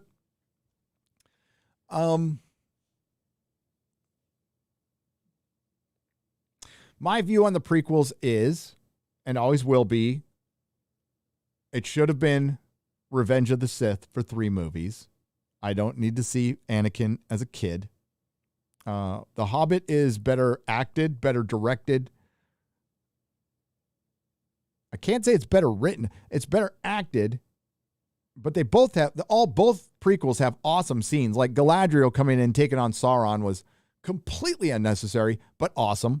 And that whole fucking scene with Elrond and Saruman and Galadriel fighting the Nazgul. That was fucking awesome. And the music was awesome. I watch that scene all the time. Love it. Totally unnecessary. Didn't need to happen in the movie at all. But neither did the Darth Vader cameo at the end of Rogue One, but that's all and I love that scene too. Love it to death. I mean, Ryan makes a good point. Darth Vader did fuck around with a bunch of people when he didn't need to, but that's the way it goes. Sire Pete for New York for 1999. Hey, Gary, if the other Tom Holland Spider-Man movies would have been directed and written by like the latest one, can it be argued that Tom's might have been one of the, every bit as good as Toby? Because I think the wokeness hurt Tom a lot. Yes, the wokeness of the first two movies hurt him. I also I wasn't into the juvenile stuff. I'm not into like high school stuff. I liked high school dramas when I was younger. I like but only John Hughes can do John Hughes films. And unfortunately, he is no longer with us. John Hughes had the ability to tap into what it was like to be a teenager when he was an adult in the 80s. Like, absolutely was like he was in our heads. There will never be another like him. So like to try to do that with Spider-Man, I mean, I get it. It's a different take. I know some people liked it. It didn't work for me. It just flat out didn't work. But No Way Home is really damn good. Magician Sapphire for $10. After seeing No Way Home, I kind of want to see Andrew Garfield get a third movie, just close out his arc. And given him a giving him a good Spider-Man feel-good ending he deserves. Absolutely. I was so fired up. I can't reach him. Maybe I can. All right. So when I get into something, I'm a nerd. I want to buy shit. So I have a Green Goblin. I have an Amazing Spider-Man hot toy, but I don't have the heads. But now I do. I got an Andrew Garfield head. And this is what fans do. It's like, hey, I really like that thing. I want to buy a piece of it and take it home. There's Andrew Garfield's head right there. I got two of them. And I got a Willem Dafoe head, which looks fucking great. For my hot toys. Here we go. There we go. These look fantastic. And now you can customize them. It's beautiful. It's beautiful.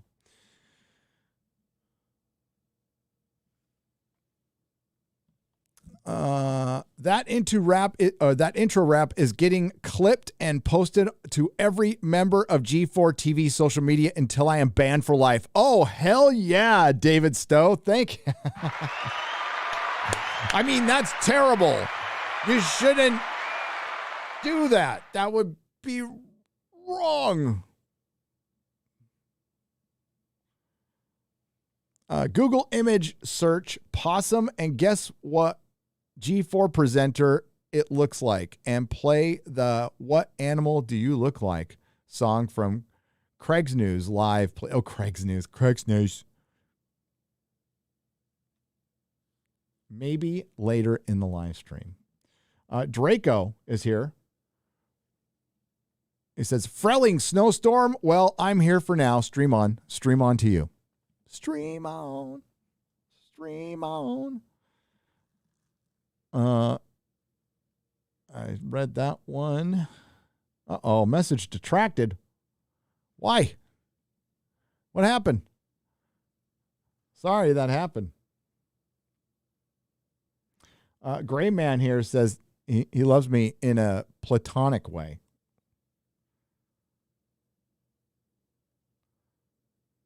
Hey, it can't be bad to be gay. Right? It's great.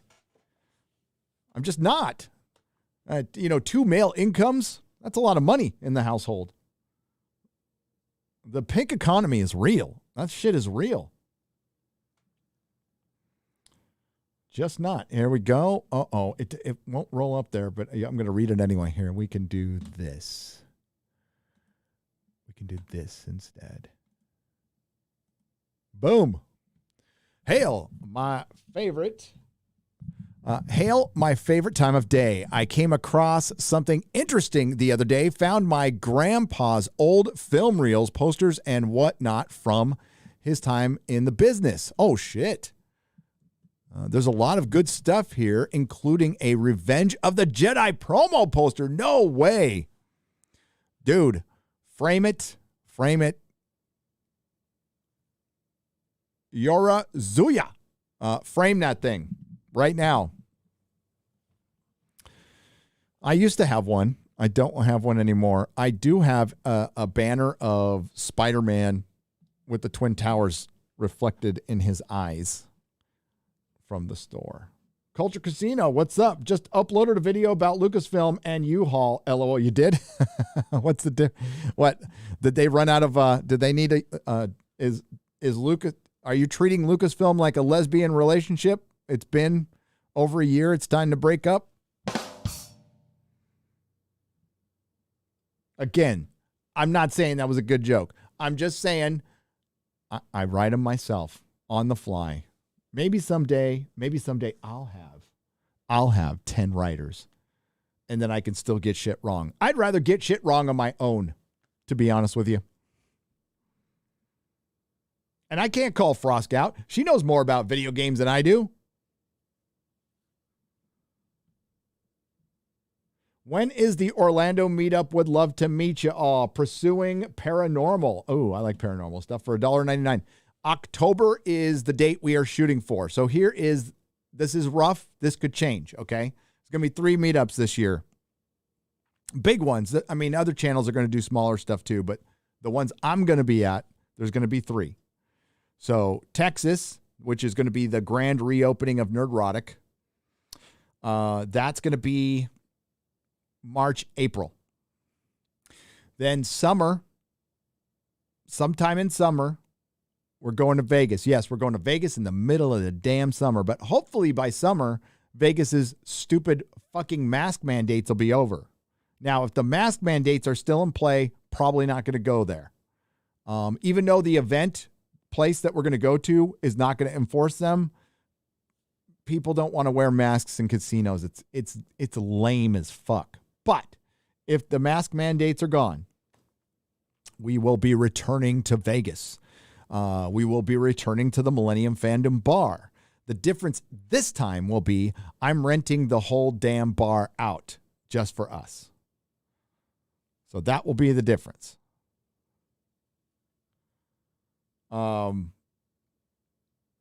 Then it's Orlando. Orlando's going to be the big one, right? That's going to be Vegas is fun.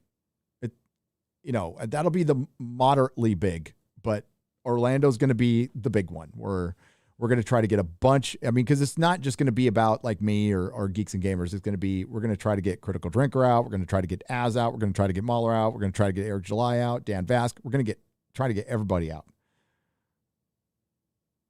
Memology, if you're out there, would love to have Memology there. It'd be rad. Don't know an exact date yet, and it's beyond Jeremy and I. So he's getting an event planner. I'm chipping in. So that's all I know right now. They're kind of waiting on me on a lot of stuff. So it's kind of my fault because I can't really decide anything until I move. I can barely plan my own channel till I get in Texas and see what the situation is. Because once I get to Texas, I mean, I gotta go. I can't stop. I'm not going to stop. So there's a bunch of people, because of what I do, I can't just stop for 2 weeks and move. So my wife is having to do this practically on her own. It's going to cost a fucking fortune to move to Texas the way we are moving. Because I lived partially down here. I had a house in San Francisco. My stuff got split up and everybody's leaving California. So all the moving trucks cost 4 times as much as, I'm not shitting you, by the way, 4 times as much as they did 3 years ago. So, for example, if you're doing a little move, and it cost $2,000 in 2019, it costs $8,000 in 2022. That's why U-Haul's running out of trucks. Because moving companies are dinging people because they can get it. And it's fucked up. But that's life. That's capitalism. Should have moved sooner. But I'm not kidding you. So a move from 2 years ago cost $2,000. Today costs $8,000.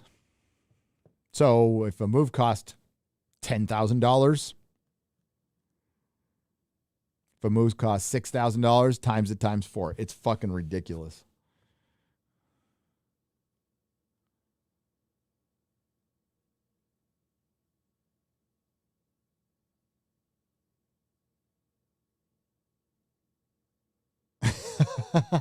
The real Vector. This is a good one. Don't worry about Isildur's sister, Gary. She can't upset Aragorn's family tree because, as an early feminist, she died childless and alone in a cold tower surrounded by box wine and cats. The real venture for $10.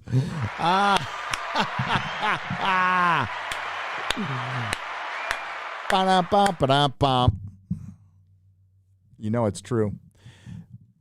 With hairy armpits. She had hairy armpits. I don't know. Did women probably had hairy armpits in those times?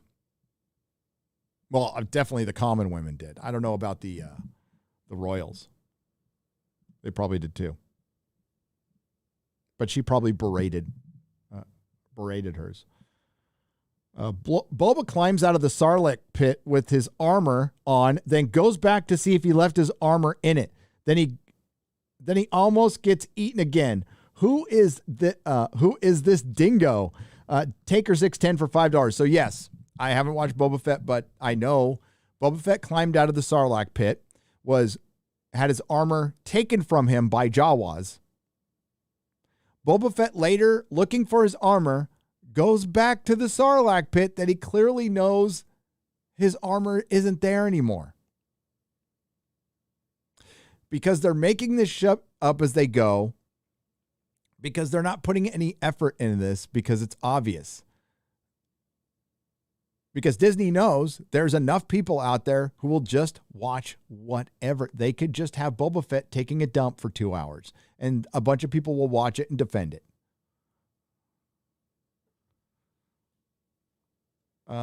Yeah, it's embarrassing how bad that is.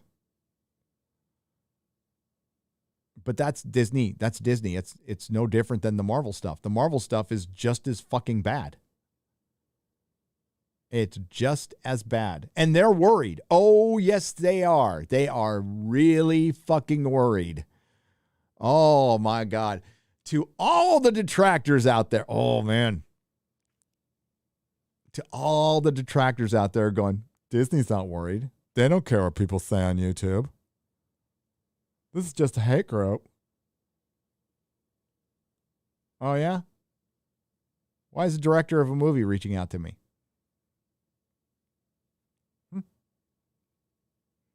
Did they reach out to you guys? Because you guys are the fans. You guys are the fans. We're the hate group. By the way, positive review of Spider-Man on this channel. Positive review of the Suicide Squad. Positive review of Witcher Season 1. Positive review of Dune. That do just as well as my other channels. Why is the director of one of these movies reaching out to this idiot? Why? You want to know why? Everybody in that chat. Everybody in that chat. They see this stuff. They understand. Yes, they are fucking worried because, as I said earlier, some of these people don't want to make this shit. They're feeling forced to. That's fine. I would say, unless there's a gun to your head, you're not forced to do anything. You cannot take the job. Do you want to continue working in an environment of fear? Do you want to work in an environment that's, I was told by somebody, equal to East Germany in the 80s? That's what Hollywood is right now. East fucking Germany in the 80s. People snitching on each other. People manipulating me too. Oh, my career is sagging. I'm just gonna remember that this guy brushed up against my ass in 1984, and I'm gonna ruin his fucking life so his wife divorces him so I can get on a couple of talk shows and maybe get another role, which never really happens anyway. Or I'm just gonna go woke, just crazily woke.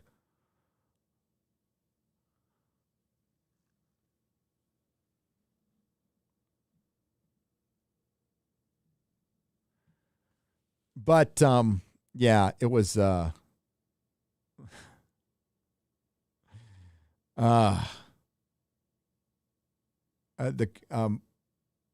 we have the conversation, it'll be private. I'm not going to do an interview on the channel. I've talked about it here, but yes, a director from a superhero movie has contacted me. I thought it was crazy. Well, for one, I thought it was fake.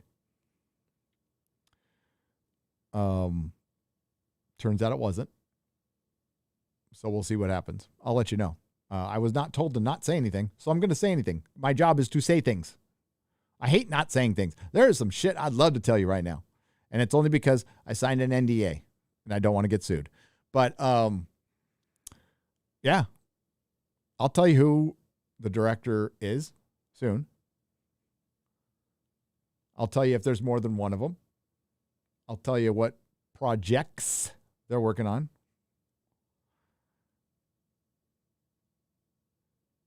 So again, I mean, if anybody out there, I mean, and some people have done it, they're not very good. But like some people have tried to make videos backing up The Last Jedi, saying like why they liked it. It ends up just being good EFAP fodder that gets just dissected by some of the best streamers in the business. Rags, Fringy, Mahler. And I'm not saying that just because I know them. They are the best. They are some of the best in the business. So there are, but not many. I remember back in my early days of reviewing when it was my early days. It was just me. I wasn't really getting into, I would just say like, this is crap and not really explain very well why I thought it was crap. Now I think I do a decent job of that. But I don't see anybody really talking up Hawkeye other than, oh my God, Z's, look at that. Oh, look at that Easter egg. And Kingpin came back. And oh, Kate Bishop, isn't she cute with her ripped jeans or with her Jeremy from Geeks and Gamers ripped jeans on? And Haley Steinfeld is cute as a button. She's hot. She's built. Yeah, I get it. And they wrote her like a 12-year-old. And it sucked. But nobody's like saying, yeah, this is like quality stuff. No, people actually started turning on Hawkeye. There was a lot of bad reviews for Hawkeye. I think Disney has really figured out how to review bomb the audience score. Remember when we were review bombing the audience score? Have you noticed all these insanely high audience scores for subpar Marvel shows? Like, I'm not saying they should be in the 20s or 30s, but they're all in like the high 90s. And that's like bullshit. Absolute bullshit. Not enough people are watching them, for one. You know, I almost tweeted this last night, but I'm going to just say it now. Hollywood has always been about numbers. Hollywood has always been about numbers. Entertainment has always been about numbers. The number one song, the number one album, the number one TV show, the number one film, best picture. Best picture used to matter, right? And what did we get pissed about? Some dumb movie that didn't make any money wins over fucking E.T. or Raiders of the Lost Ark and Star Wars, movies that we knew as kids. These were going to be remembered for years. And somebody like Chariots of fucking Fire beats Raiders of the Lost Ark. Raiders of the Lost Ark made a bunch of money. So we know it was more popular. We know it was more popular and it was better because critics liked it and people liked it. Spider-Man 2, critics liked it, the people liked it. Star Wars, critics liked it, the people liked it. Avatar, I can't explain Avatar because it fucking sucks. But everything else, Lord of the Rings, should have won 3 Best Pictures for all 3 movies. They should have dominated all 3 years. But they waited for the last one for some reason because it was dumb. What won Best Picture over Fellowship of the Ring and Two Towers? Chat, I'll give you 5 seconds. Go. There's a time delay. I'll be honest with you. I can't remember. I honestly can't remember. So maybe somebody will get it right. We'll figure it. What's Chariots of Fire? Exactly. It's the movie that won Best Picture over Raiders of the Lost Ark. It is a bunch of Englishmen running in slow motion to some excellent Vangelis. I call him Vangelis music. Jaws lost Best Picture. Star Wars lost Best Picture. E.T. lost Best Picture. Chicago. Fucking Chicago? Chicago. Crash was garbage. Chicago. Titanic, it should have won Best Picture. Yeah, Chicago. Fucking Chicago won over Fellowship of the Ring.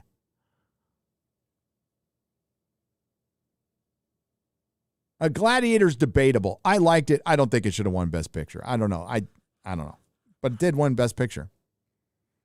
Return of the King did win. And that was a huge win because that was the first genre movie, true genre movie, to win. And I think it's the only one.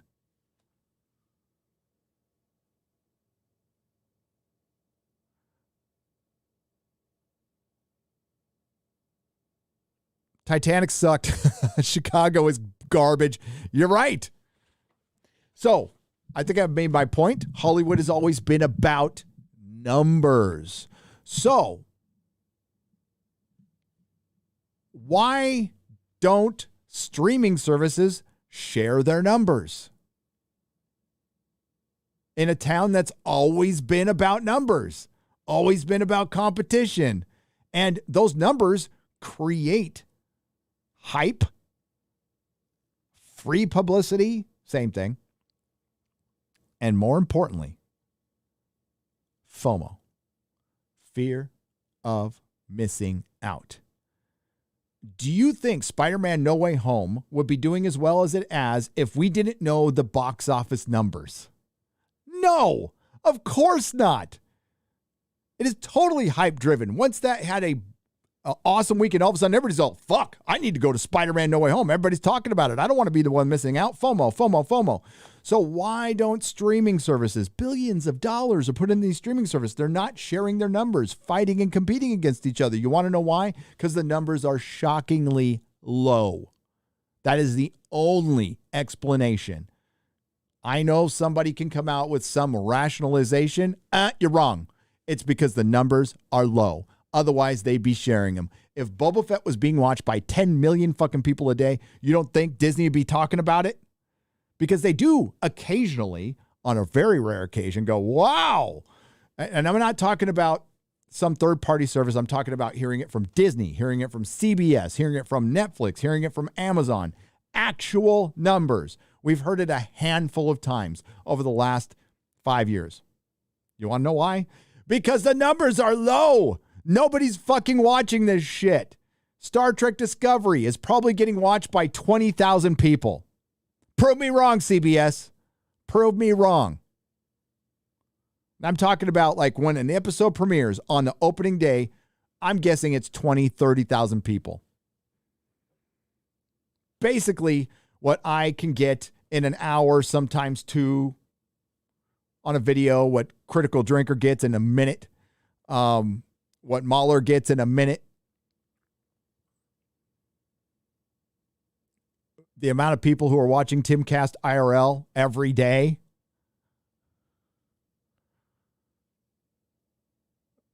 So Hawkeye, through the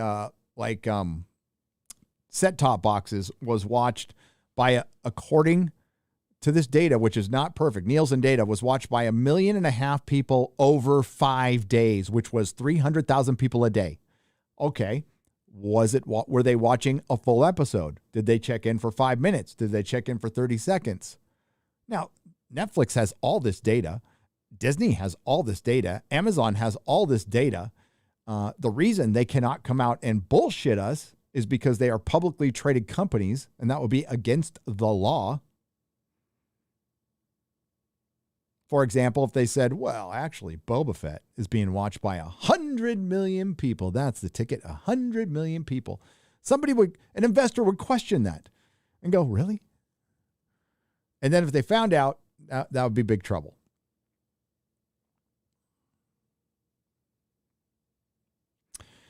So all of a sudden, Netflix is eating shit right now. All the streaming services are slowing down because they reached peak streaming. You got all the subs. You're going to still get a few here and there, but that massive growth ain't happening. Not until you get really fucking good content. Hate to break this to Lauren Hissrich. Witcher Season 2. Anybody talking about it anymore? Anybody?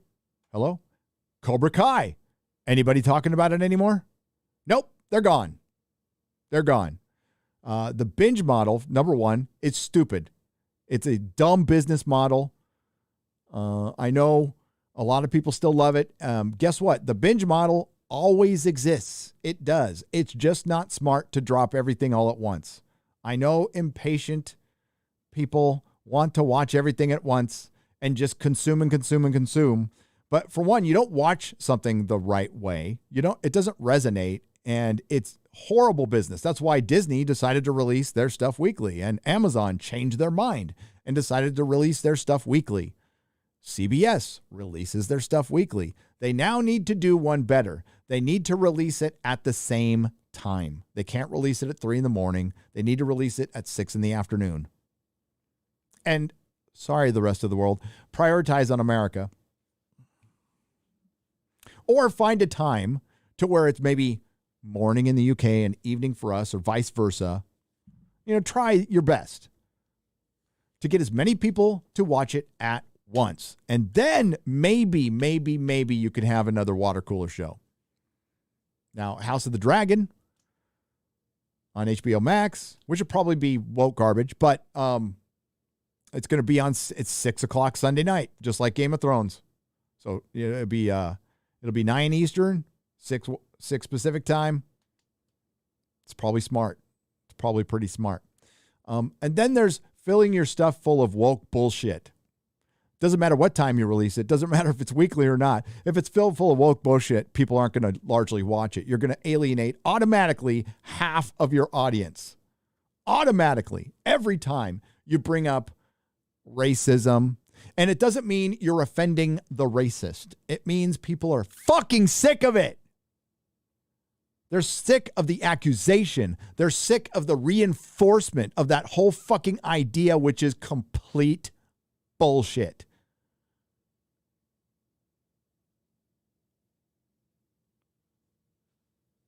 So now they're paying the price. Now the stock market is paying the price. Everybody's paying the price because, well, inflation's going out of control.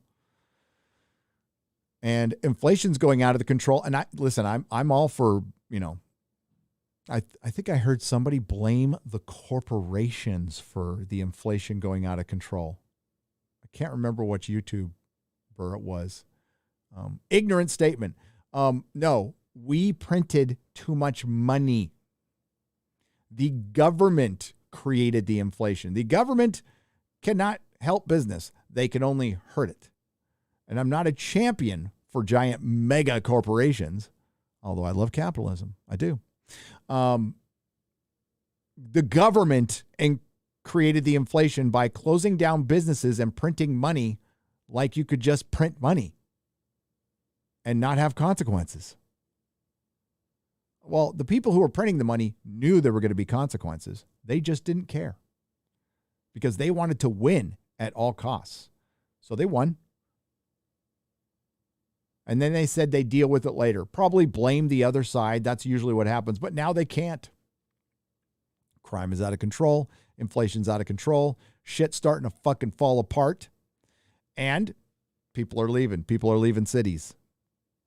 They might even not even be necessary anymore. And I believe that. That is something I believe. I just what's the necessity for a city?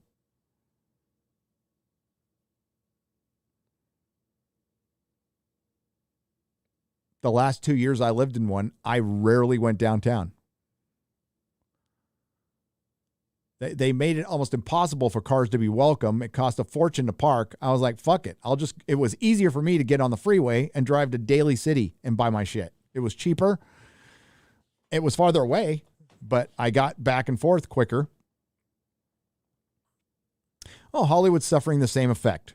They used up all their capital. They had these very popular things, and they decided to fill them full of identity politics. So the capital they had is gone.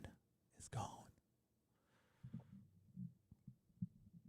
I don't care how popular Spider-Man No Way Home is. If your next Marvel movie is something like Captain Marvel, something like Shang-Chi, something like The Eternals, you're going to get the same result. A decent first weekend,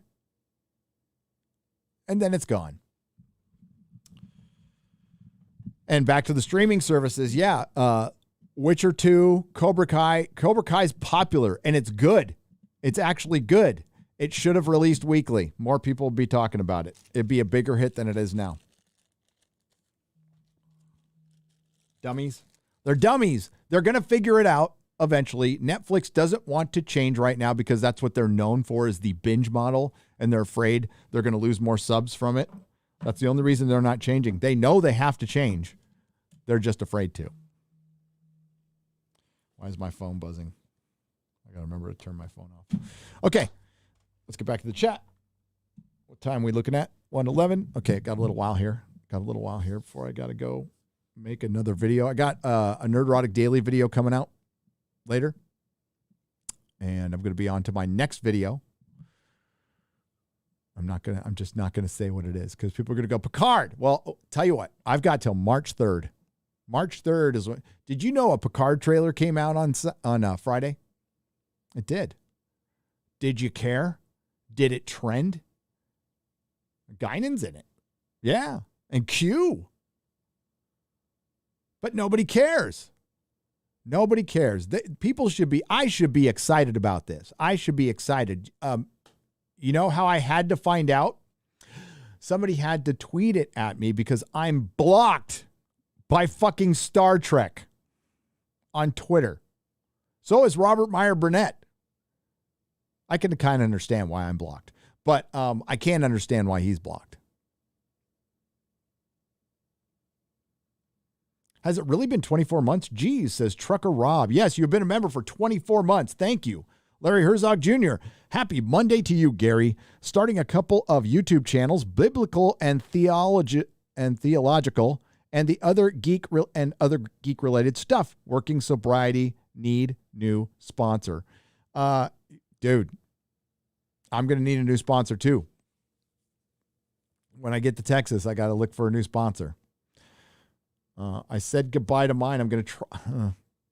I'd have to go to San Francisco again, but I kind of want to see him one more time before I go. But that means another trip to San Francisco. Maybe FaceTime. Good luck finding a new sponsor, but make sure you find one. Pineapple on pizza is good when rewatching Daredevil, says Michael Smith for $1.99. That is heaven. There's only a couple of things I can think of that are better than watching Daredevil season 1 while eating pineapple pizza.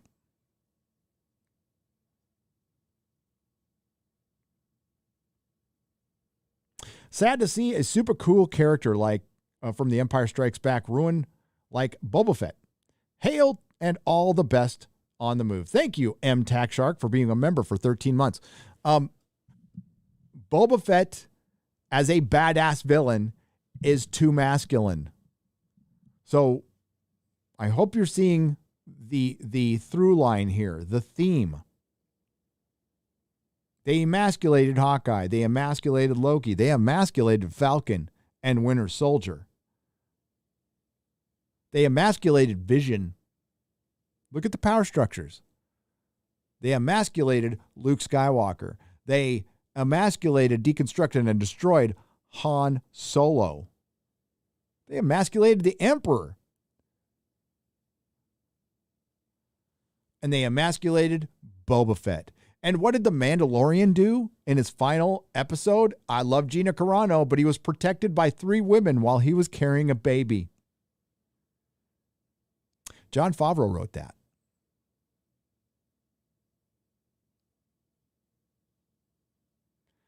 Jon Favreau is writing Boba Fett and running Boba Fett.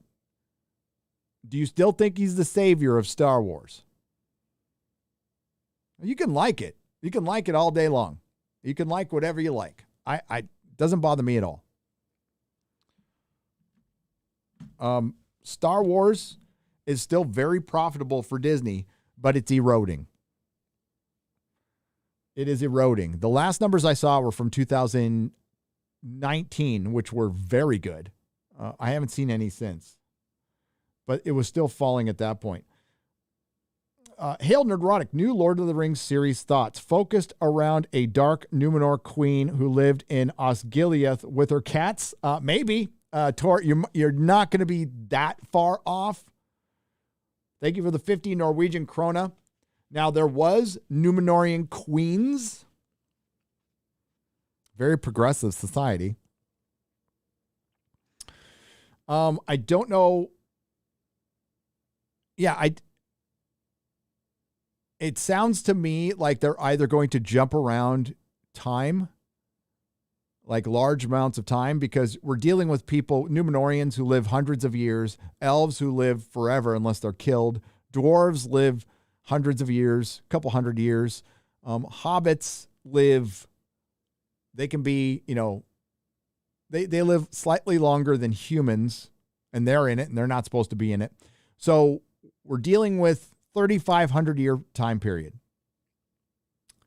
And a lot of the stuff they want to cover is separated by thousands of years. So I think they're going to jump around in time a lot. I'm guessing that's what's going to happen. It's going to be, by all accounts, Galadriel is the star. Now, there's your first mistake. There shouldn't be one star.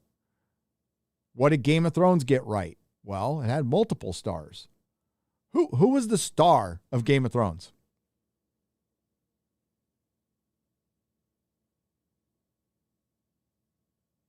Tyrion? Jon Snow? Daenerys? Yes, all 3 of them. And that's what they should have done. They should focus on 2 girls and 2 guys. 2 girls and 2 guys. Equality, egalitarian, kind of keep both audiences, keep your attention.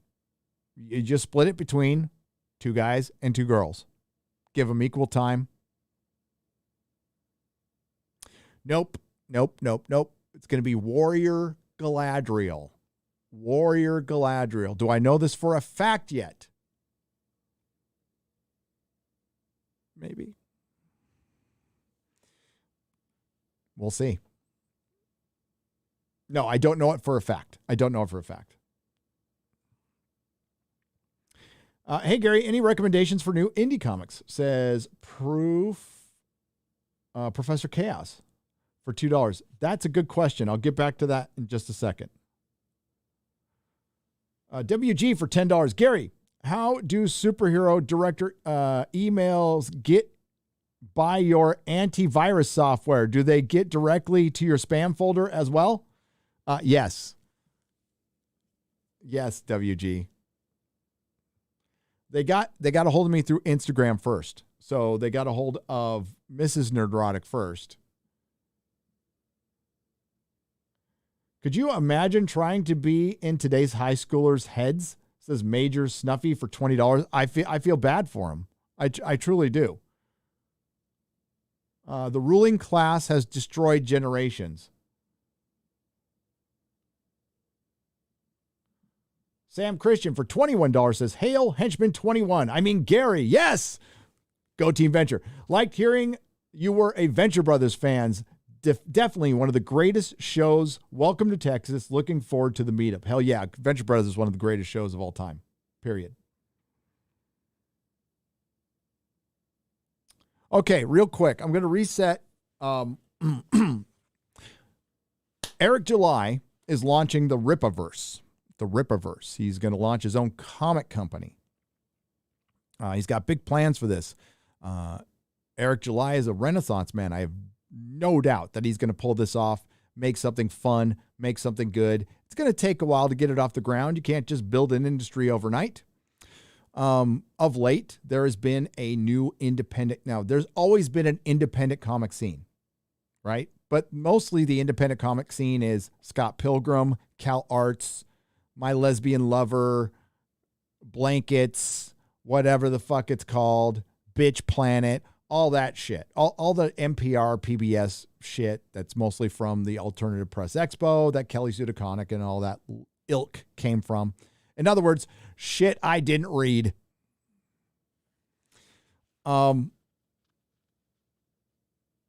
That's when they started calling them graphic novels and sequential art. I fucking hated that. That's comic book. It's called a comic book. It's called a comic book. I like superheroes. I'm pretty mainstream when it comes to my taste in comic books. Not like my taste in, well, film and music. I like my music like underground and evil as possible. But when it comes to comic books, I like it. I like superheroes and fun stuff. So, independent comics have been around forever, but there's a new independent scene that was created because there was a vacuum, because traditional heroes are now gone. Marvel and DC are now infiltrated fully by SJWs, NPCs. The work is garbage, and it's garbage like the independent books were, in my opinion. Sorry if I'm offending anybody, but I don't really care. I didn't like all that cartoony Cal Arts shite that came out, zines. They certainly have their place. I fully support them. I just don't read it because I didn't like it. A lot of it was, like, quite frankly, boring. The art wasn't good. I don't care about somebody's relationship. I especially don't want to read about it in a comic book. I read a comic book to watch somebody or something do something that you can't see in a film or anywhere else. Comic books there is no limit. There's no budget. You're only limited by your imagination.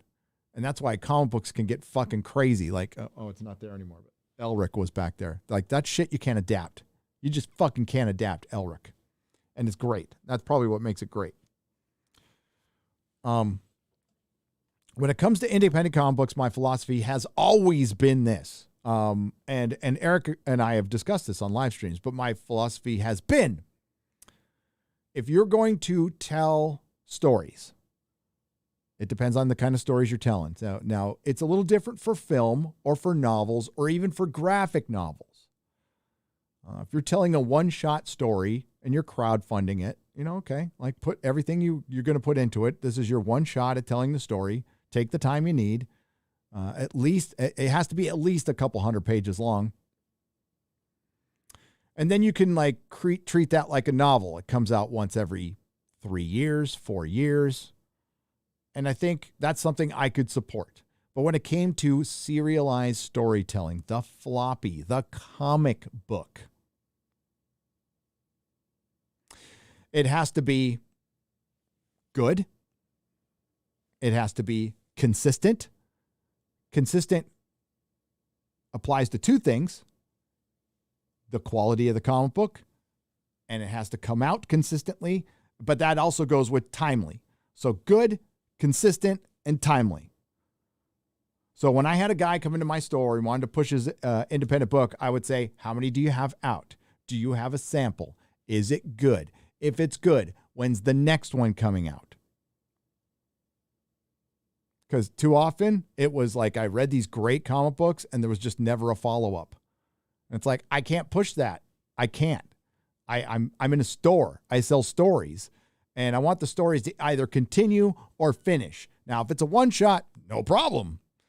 But if it's just to start and we're embarking on this grand adventure that we get 2 issues on, I'm not going to push that there. I'm not going to waste my time with it. And say it's the same as a reader. As a reader, I'm not going to get invested in something that's not going to finish. I've already done that with fucking George R. R. Martin. Not making that mistake again. So you got to be tough but fair as a business owner, and honestly as a reader. Like you want to try new things, and it's great to do it. It's great to support people. If you want to just support them, that's cool. That's fine. I get that.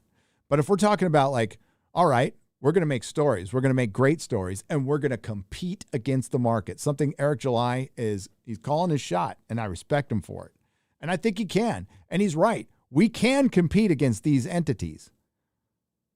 YouTube is already competing against fucking talk shows and stuff. That's already happening. And we're kicking their ass, by the way, collectively.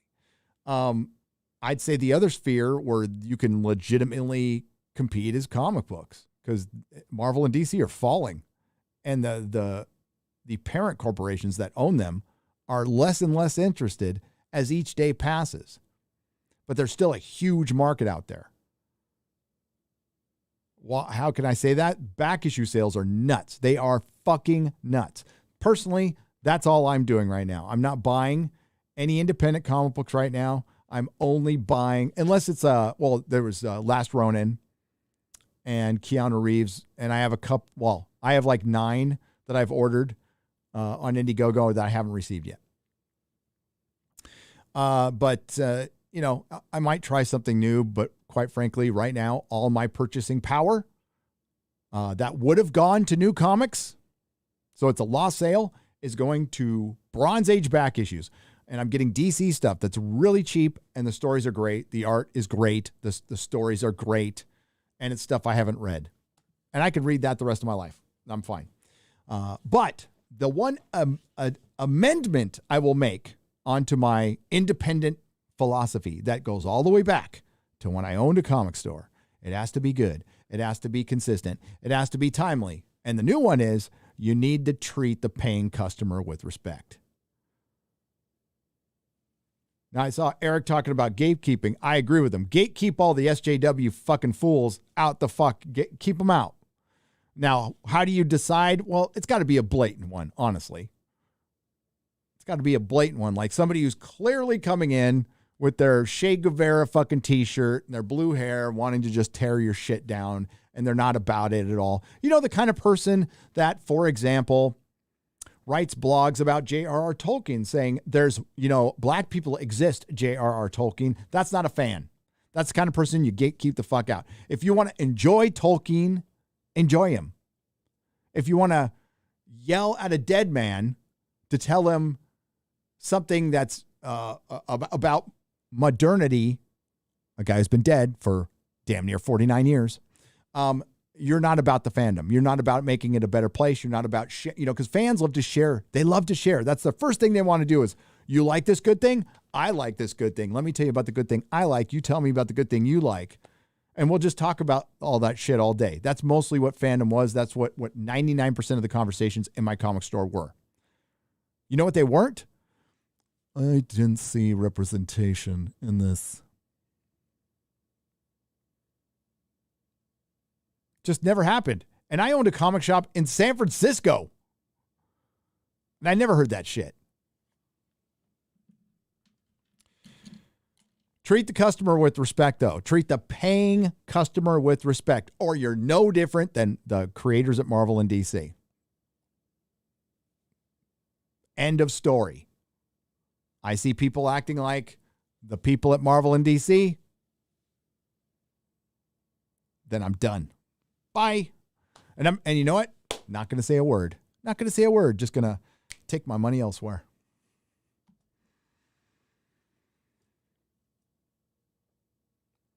So supporting, I saw somebody going at Yellow Flash yesterday, which was just disingenuous. Here's some unsolicited advice if you want someone like Yellow Flash to help you with your book or your project.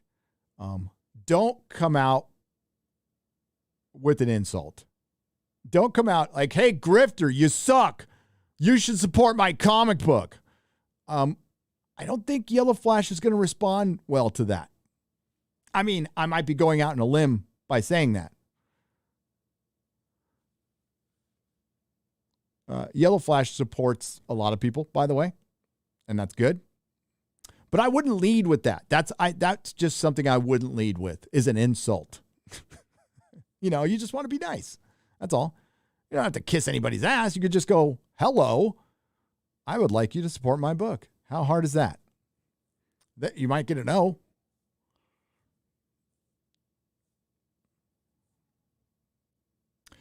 I'm on a pretty big comic book show. It's pretty big. It's getting there. It's growing. It's a shower and a grower called The Real BBC. We had 6,000 viewers last week, 6,000 viewers the week before, which is thanks to you. Awesome. And yes, we do talk about comic books. We got a couple of hosts who are newbies, but we're going to get them into comic books. I'm in the process of getting them into the magic of comic books. And now you can like kind of watch somebody as they start their journey onto comic books. It'll be fun. It'll be fun.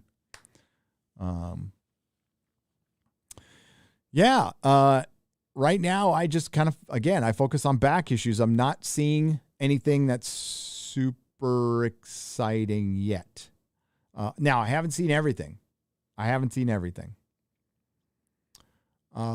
I'm pretty excited about Eric July. So we'll have him on when he's ready. And then when I get the move done and stuff, when we get to Texas and we do eventually open up that store, then I'll probably be more open to that stuff. Right now, not very open to it. And it's nothing against any independent creator in particular. It's a time thing. And some other stuff.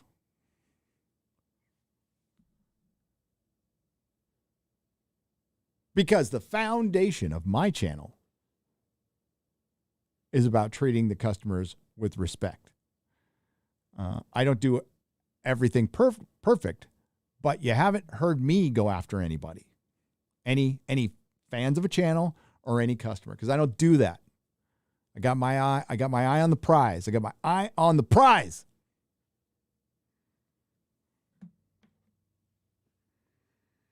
Jeremy needs real pants for $5. Says, if Rick and Morty wanted a reason to go after Jeremy, they would have roasted those awful ripped jeans he always wears. I totally agree.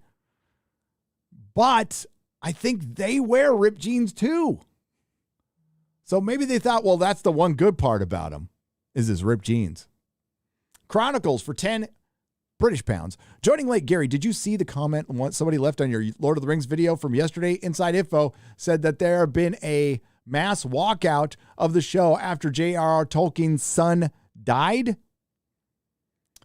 A mass walkout? That sounds familiar. Why did mass walkout sound familiar? I haven't heard anything like that. What I heard, and no, I didn't see it, but I'll check it. Chronicles, thank you. What I have heard was that's when things started going. Like once he passed away, because I think it's pretty obvious, he was blocking a lot of shit. And after he died, all of a sudden, boom, we're in production. It's obvious. That'd be interesting. I know there was a rumor that the season 1 writing staff got fired. Like most of them got fired. Like in that first teaser, half those people are gone. And they rewrote season 1 and they're filming season 2 right now. So it's back to they're still filming season 2. But based on what I heard from Az in particular, we're going to know right away what kind of show this is. Not the story. What kind of show this is.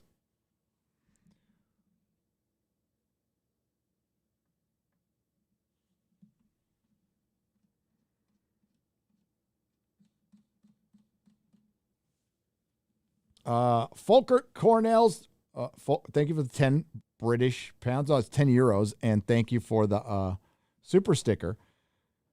Demi Moore's tapeworm. Hello from below, Gary. Have you seen the Aussie government translate English to English? No, I haven't, but I wouldn't be surprised. Hey, Gary, and thanks for being a member for 18 months. Hey, Gary, any word on getting up and running on Rumble? Love the content, brother. Simple Sandman for 11 months. They were nice enough to reach out to me, and I shot back, and I haven't responded. So if they still want to do something with me, I wouldn't be surprised they're pissed off because it's been 2 weeks. I'll get back to them today. This is why X-Ray Girl coordinates stuff for me. I've just got a terrible memory. So I mean to get back to people and I don't, and I've got a million things going at once, and it's nothing personal ever.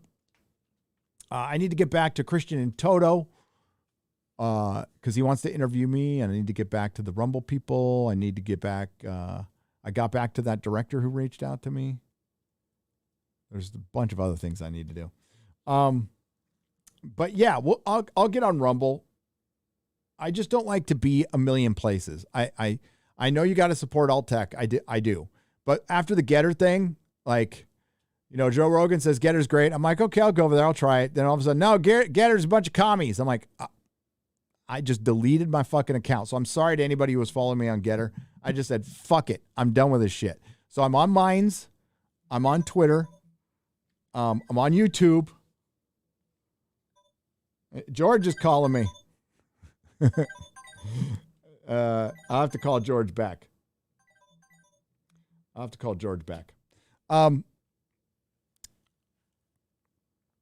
Where was I? Oh, I don't want to be a million places at once because I'm planning on moving stuff to my website. So that's going to be the other place. The only other place I'm really going to be other than YouTube is my website. So I can control it. I'm even going to get my own servers. So I can control it. I could be the one in control. Like Janet Jackson said, that's what I want. True independence.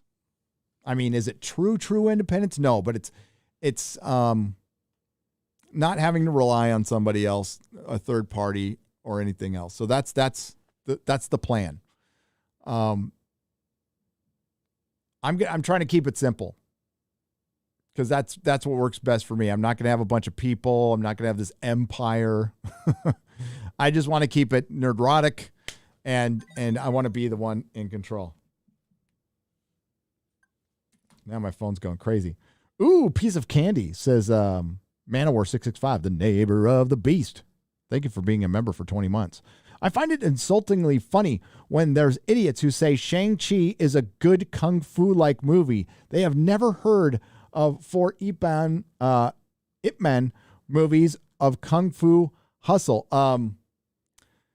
Yeah, I mean, I'm not an expert on kung fu movies, but there are about 100 kung fu movies. No, there's probably 1,000 kung fu movies better than Shang-Chi. It wasn't a kung fu movie. There was 2 fucking kung fu fights. He's riding a fucking dragon at the end. And he and his dad, you know what'd be funny is watching the fight scene without the special effects, and they'd just be 2 guys sitting there going with their fucking rings. Oh my God, that'd be hilarious. And then Marvel's Katie, who just learned how to fire a bow and arrow that day, fires off like 100-pound bow and arrow, which Shad, who was our guest last week, like completely went off on EFAP, which was great. Saying like, no, like a full-grown man could not do that in one day. It takes a lot of practice. Gets the kill shot. Oh, and then the sister gets the crime organization at the end. Why the fuck were they even in the movie? Why the fuck was there some dumb comedic relief and a sister kicking the main characters in the balls of the master of Kung Fu? Fucking Disney sucks. And anybody who thought that movie is good, come on. Wake the fuck up. Oh, we got another one. Oh my God. Damn it. I saw this yesterday. I saw this fucking yesterday. I could not believe it.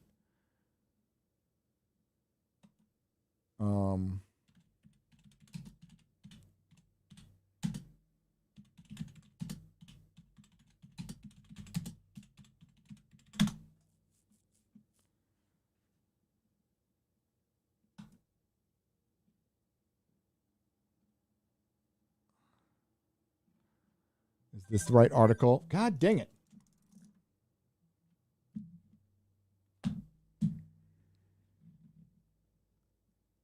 Am I secretly on fire in the background or something? We're just wondering if my phone's ringing off the hook and maybe it's like something I'm missing. It's like, oh yeah, your chair's on fire or something like that. I fucking don't know why everybody's decided to call me in the middle of a nooner. Somebody from Georgia. Let's see. Is this the right article? Is this from... No, that's not the right article.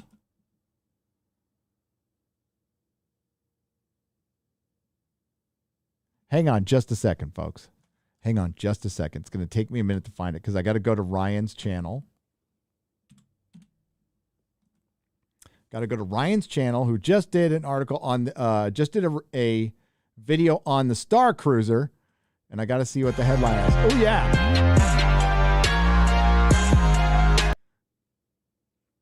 Hey, everyone. Welcome to RK Outpost. My name's Ryan Kinnell, and Nerdrotic is my dad. And I always talk like I'm yelling at everybody. No, that's actually what you're supposed to do. It's called projecting. You ever see, like, remember when ESPN was good? Okay, that was maybe a little too long ago for some of you. But I always noticed when I was watching ESPN, because they started this. I think it was them who started this. I'm like, why are they fucking yelling at me? They're yelling all the fucking time. Well, it's projection. It's actually really good. It's something YouTubers have to do. So all of us YouTubers, including little buddy boy Ryan, who just hit 100,000 subs, love him to death. I'm so proud of him. My boy. Started out with, welcome to. My name's Ryan Kinnell from RK Outpost, and I'm a great big Star Wars fan, and I want to talk to you about The Last Jedi and the EU. And we all started out talking like this because, for one, we were too embarrassed. We were recording, and we were afraid our family members in the other rooms were going to hear us, so we were being quiet for that. We didn't want to project our voice. But, you know, it's not long before we get to go from our NPR voices like this till we go to, this is Ryan from RK Outpost. You know, that's how it goes. Speaking of George is still in that phase. George is like, it's very soothing when in a George video is like, welcome to the Boba Fett video. This is George Molo from George the Giant Slayer. Actually, he's like, this is George Molo from George the Giant Slayer. It's like, George, baby, get on that fucking mic. Like it is your mother's, like it's your mother's teat. You got to be on it right like this. I digress. Okay, Walt Disney World seeking actors and singers. So it's Walt Disney World seeking actors and singers. That's it. Okay, so this is from WDW News Today. This is not a site I normally go to, but this has, just wait till you hear it. Just wait. Let's go to the article. Let's go. We'll use our NPR voices for the reading. Okay. Walt Disney seeking actors and singers for Star Wars Galactic Star Cruiser. Yes, indeed. That sounds exciting. If you are in Central Florida, local, and want to join the crew of the what, the Halcyon? It might be your lucky day. It might be your lucky day. Disney has posted a few new positions at the Star Wars Galactic Cruiser Hotel. Disney is asking for online submissions at this time. Walt Disney is seeking roles for the following cruise director. Let's get the cruise director. Hang on. There we go. Seeking an actor, vocalist, with strong improvisational abilities to portray a galactic superstar. Character portrayed is a Twi'lek. Oh, wait. What the fuck? Hang on. No, let's go straight to that one. So there's you want to be Captain Karen? You got to have seeking an effervescent actor with strong improvisational abilities to portray the Halcyon's cruise director. She is a human in her 30s with the capacity to learn that life is about more than the fun of the moment. What the fuck does that got to do with doing Star Wars? And draws inspiration from the efforts she's being made to bring harmony and justice to the galaxy. She's a cruise director. What does that got to do? Harmony, sure. Justice? Oh, because everybody has to be a motherfucking activist. Even the pretend fucking roles at the Star Wars hotel have to be about social justice. Star Wars is saved, everyone. Star Wars is fucking saved. It's fucking saved, dude. Oh, wait. It gets better. A born cruise director, maybe Julie from The Love Boat, who loves travel and adventure. She is a cheerful and harmonious people person.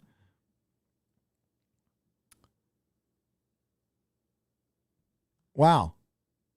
Okay, but no, it gets better.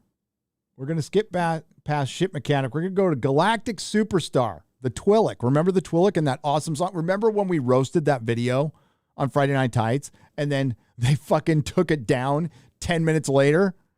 Disney? Seeking an actor vocalist with strong improvisational abilities to portray our galactic superstar. Character portrayed is a Twi'lek, 30s and 40s, who commands respect and flame roses at her feet, operating in an illegal, dubious world of galactic intrigue while fighting for her race's integrity and freedom. A Twi'lek! A fucking Twi'lek! Fuck Star Wars! I fucking... God, it's stupid shit. Oh, dude. I think I just broke my monitor. Oh, fuck. I'm glad you guys can see it. I can't.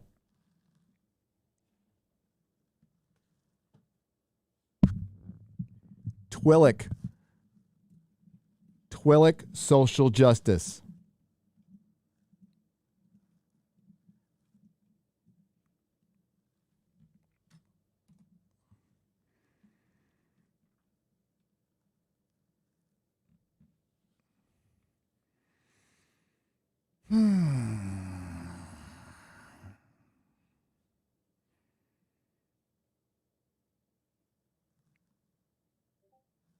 So the fake actor on the fucking cruise ship is going to sing to you about Twi'lek rights. Oh, in the Star Cruiser that's themed in the sequel trilogy. The sequel trilogy themed Star Cruiser is going to have a Twi'lek singing about social justice. Star Wars is saved. Yeah.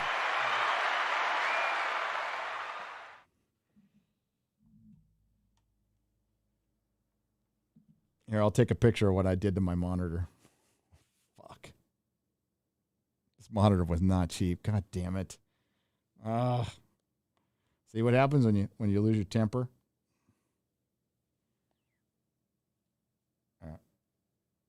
It still works on your end, but it's not working on my end. So, like, here, if we go here. Yeah, it's still working. But here's what it looks like. I don't know if you can see it. Here. That's what I did to it. I threw Andrew Garfield's head at it, and it broke.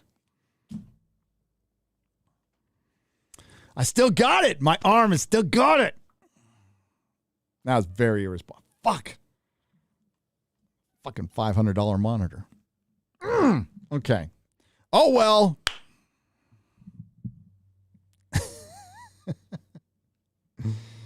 Oh, we're going to have to go up here to look at your super chats now. I got to wrap it up pretty soon. Apparently, I got to go buy another monitor. Shit. Fucking son of a bitch. I'm such an idiot. I hope it didn't hurt my head. At least I didn't hurt the head. At least I didn't hurt the head.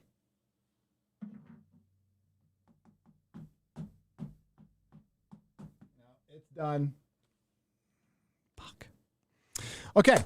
WG for $100. Thank you very much. Here's a head start for that new monitor. Oh no, I was an idiot. All the best, man. I hope somebody can at least clip that and get a laugh out of it. Fuck.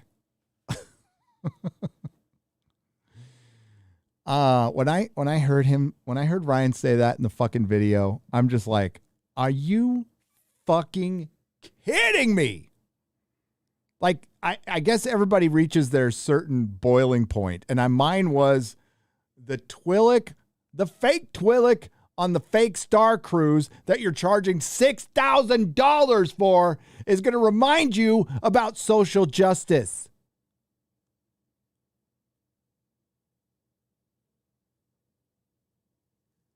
And it's a big surprise why nobody wants to buy any of this shit.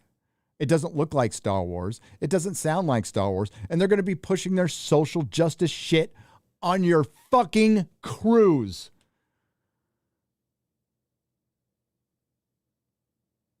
Whatever the hotel, on the hotel. It's a Star Cruiser. I know it's a hotel.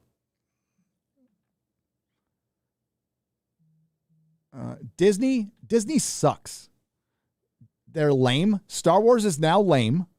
If you're a fan of Star Wars, and more power to you, but if you get like a wedgie and a swirly, you kind of have it coming at this point. I'm just saying.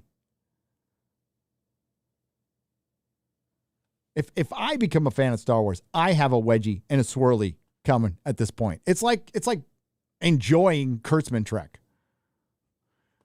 Gary, I'm at peace with not seeing another movie attempt at the Fantastic Four. They tripped and fell twice.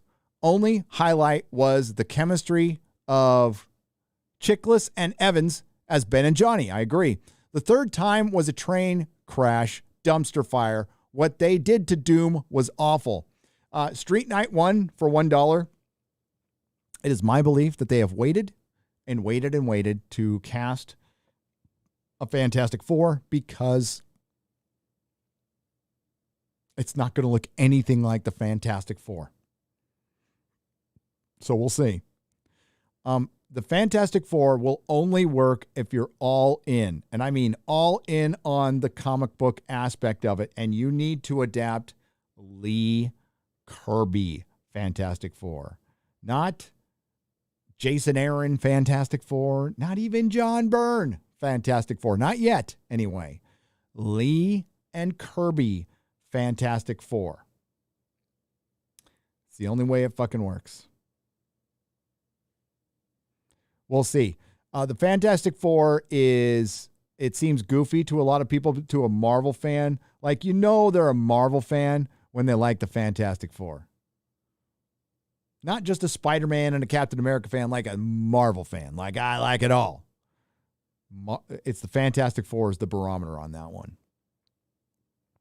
And I love the Fantastic Four because this is as goofy and as a comic book as you get. And it's unadaptable. It's absolutely unadaptable. They're doing crazy shit.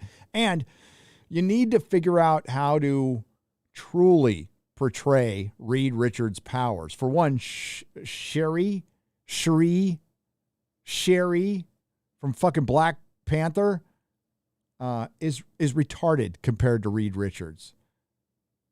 His superpower. It's part of his superpower. So he can extend his limbs. He's not bound by angles because of our bones and all that stuff. And he can do the same thing with his mind. He can do the exact same thing with 100% of his mind. He is the smartest man alive. His flaw, a little detached, but he loves Sue.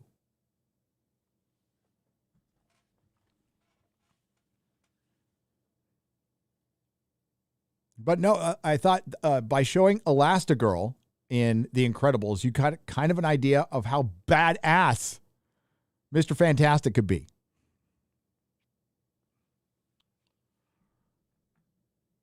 And he has to be old. He has to be in his 40s. Raja for $3. Lord of the Rings and woke takeovers. We've made too many compromises already, too many retreats. They've invaded our space, and we fall back. They assimilated entire franchises, and we fall back. Not again! The line must be drawn here, this far, no further. Cheers to you. Hold the line. Hold the line with fucking Lord of the Rings. I am holding the line. They can bring it. Bring all that shit. Make your videos. Call me a racist. You know what? Call my fellow members of the audience. It's a very important distinction right there. My fellow members of the audience, stupid. Keep calling us stupid.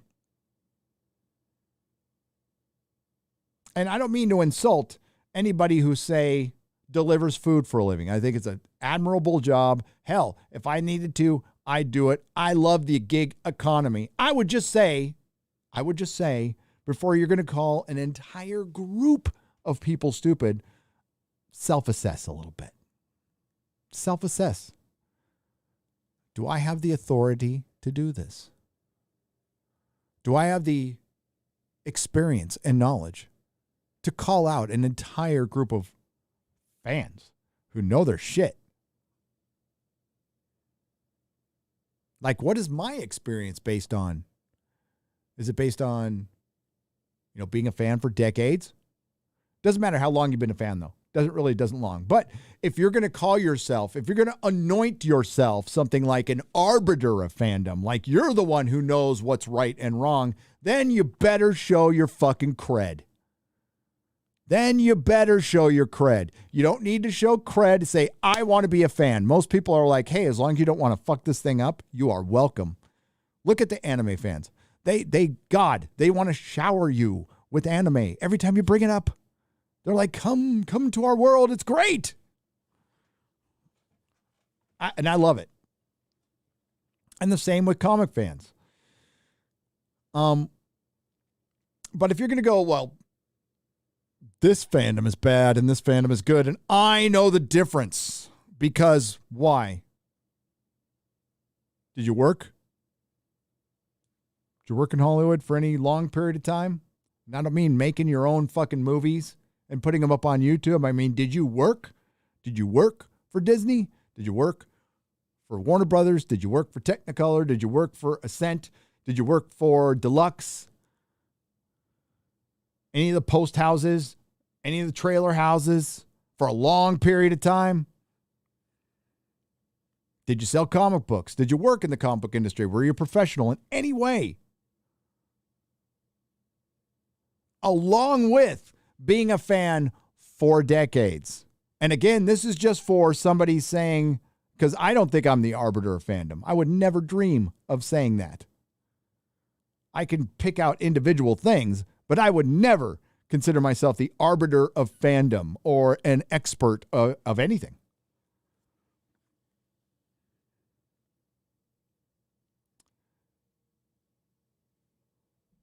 But if you're going to start coming out and calling our fellow members of the audience shit, better show some fucking cred for that.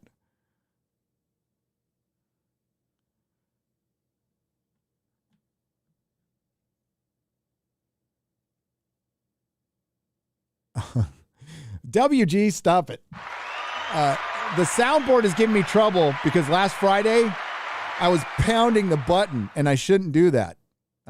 This is very delicate equipment that obviously I'm a little clumsy. Okay. I'm a little clumsy. You can see I'm always bleeding. See, I'm always bleeding because I run into shit. I'm a bit of a clumsy dude. That's why I don't own statues. I break them all. And I mean all of them.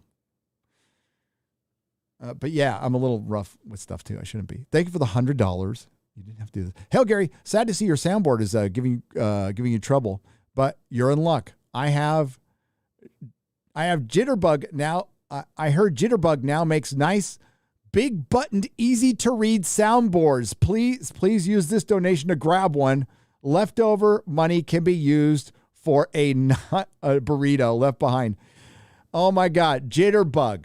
Are you really?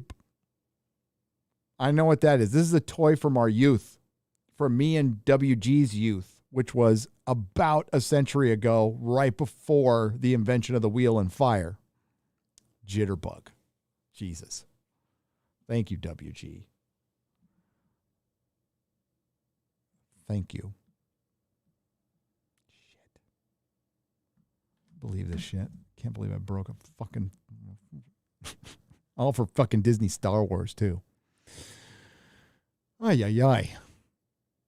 No, WG, stop. Here's more for the monitor. Looks like you'll need more for $100. And here's a head start on the monitor for you need. All the best, man. Stop it. I'm good. It's covered. My goodness.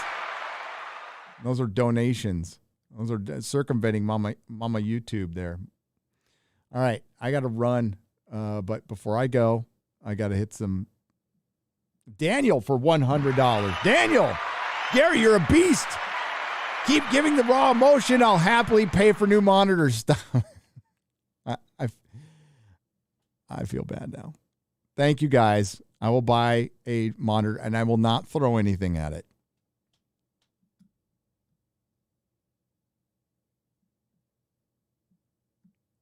How am I going to, like, if my kids break something now, like, how am I going to sit down and go, you got to treat your stuff with respect? They're going to go, oh, really, Dad? Huh?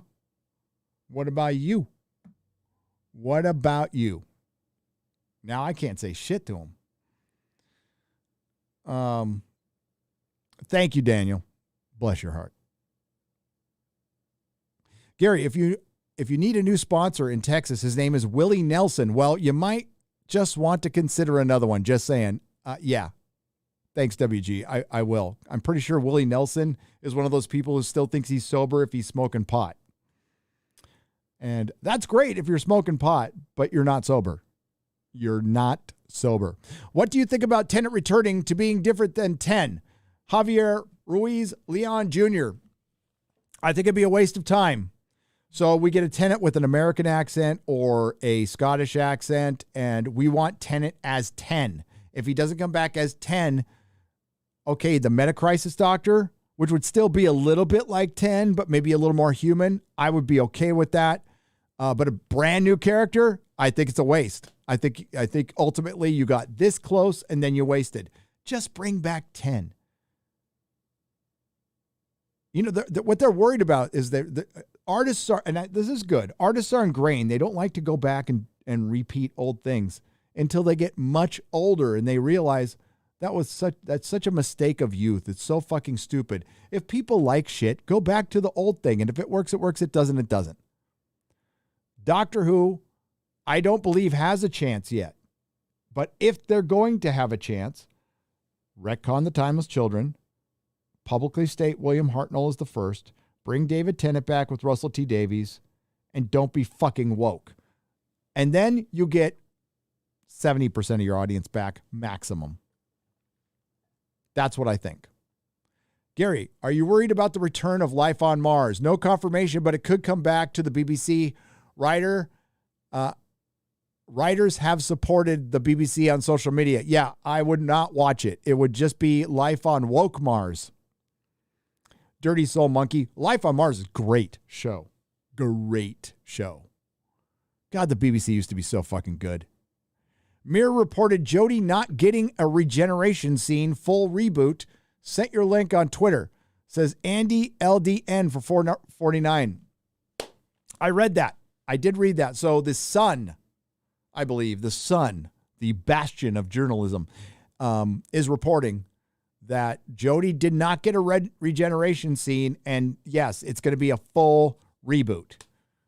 I think it just requires a retcon. I think we could just go, Peter Capaldi happened. I can't see it. I can't see even Russell T. Davies and Bad Wolf undoing the female doctor. I would prefer it. Tough luck, kid. You tried it. And it is Jodie's fault. For the people who are saying it's not Jodie's fault, yes, it is.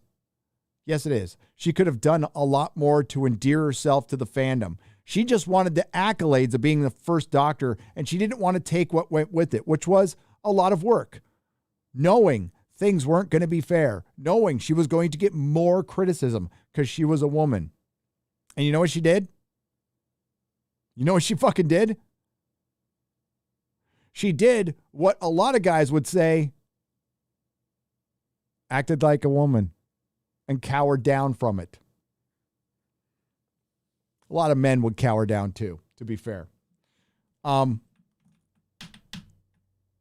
Yeah, she wasn't the right person for the role. They needed somebody tough. She wasn't tough.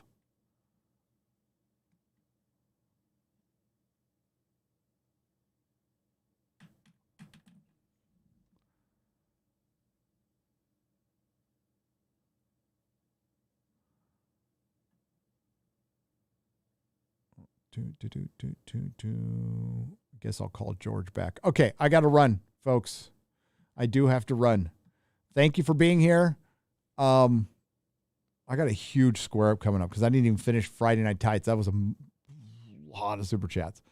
So square ups are going to be on the weekend now. They're going to be late. I might have to start doing 2. I think I'm going to have to start doing 2. So I think it's going to have to be late Saturday and late Sunday. I kind of go really late on Saturday because I don't want to step on my man Yellow Flash and his live stream, even though mine are on Nerdrotic Live. So if you haven't subscribed to my alternate live channel, please go check that out. Keep an eye on Nerdrotic Daily, which is a clip channel, but you also get original videos from me, more lower tier stuff. And well, not lower. I call it lower tier. It's a joke. It's a joke. It's not low tier stuff. I challenge anybody to just sit down and bark out a video in 10 minutes without doing and-ums and stuff like that. It is extremely hard. Not what Ryan and Jeremy do, not everybody can do. For a piece of the new monitor, Dan Vask has cool new shirts, by the way. Yes, late art for 500 Czechoslovakian pesos. Let's see if I can get a link to that.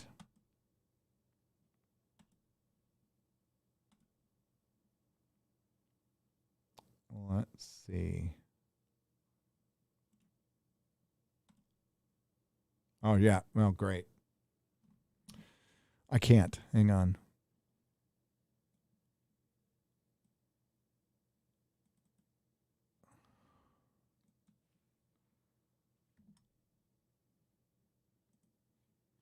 I can't. Dan Vask has got some new shirts. He's got some new shirts. And I will link it on Twitter. So look for that in about 5 minutes. I can't link anything because everything is on my broken monitor. So, ooh, are we getting like a little reflection there? That was weird. Yeah, so sorry. Got to run because I need to get a new monitor because I rely on that monitor quite a bit. And yeah, I broke it with an Andrew Garfield head when I got pissed off about Star Wars. So sorry about that. Thank you all. Thank you for Sporking. Stop it. You don't have to do it. Thank you for the $2. You guys have a great day. Thanks to everyone who left a super chat and a donation. It will get read eventually. And I got 2 square ups coming up this weekend. It'll be on that. I think I understand why my mom keeps telling me to project. JS Pena. Yes, you have to project. When you're doing a channel, you can't talk like this. You gotta talk like there's a bunch of people in the room. Like that crowd you see in the chat, that's a crowd. So you got to talk like you're talking to a crowd. Project. All right, that's all. Enjoy some credits. Love you guys. Thank you to the Modrotics. Thank you to everyone who's left a super chat and a donation. I will see you next Wednesday, 11 a.m. Pacific time. And yes, the Nooners are coming back in a very strong way when I get to Texas.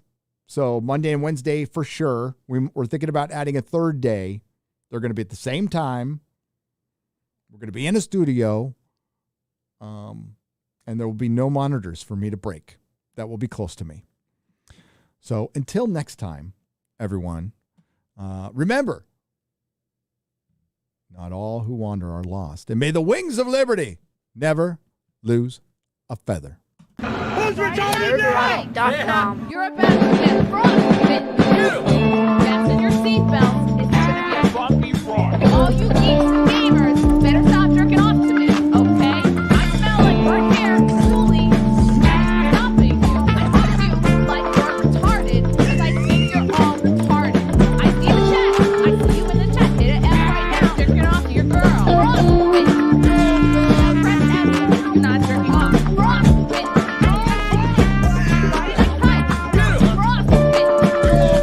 Press F. Not jerking off. I see the chat. I see you in the chat. Hit an F right now.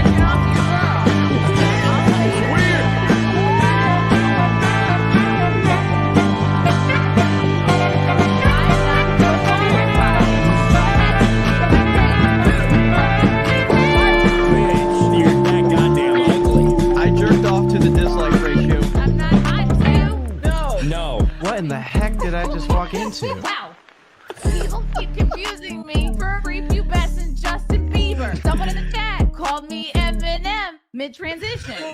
Frostbitten. Now press F if you're not jerking off. Frostbitten. Friday Night Tights. Frostbitten.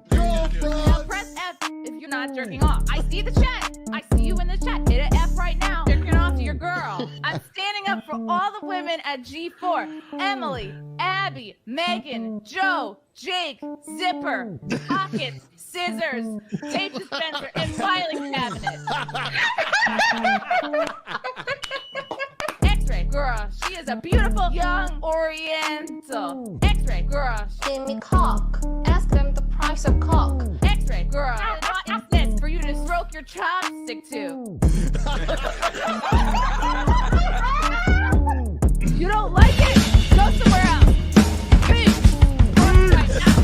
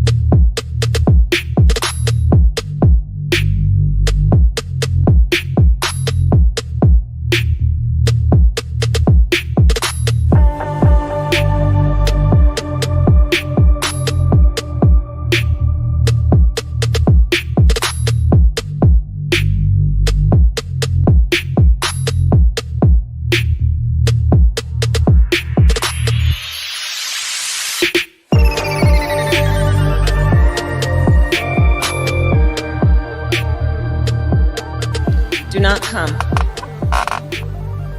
Do not come. I'm gonna come. ダメダメダメよダメなのよあんたが好きで好きすぎてどれだけ強いを避けても夜ながらに思い出がバカにさまにろくな女やな揃いの指輪外してますたまにのせいでにするあなたの涙バカにさ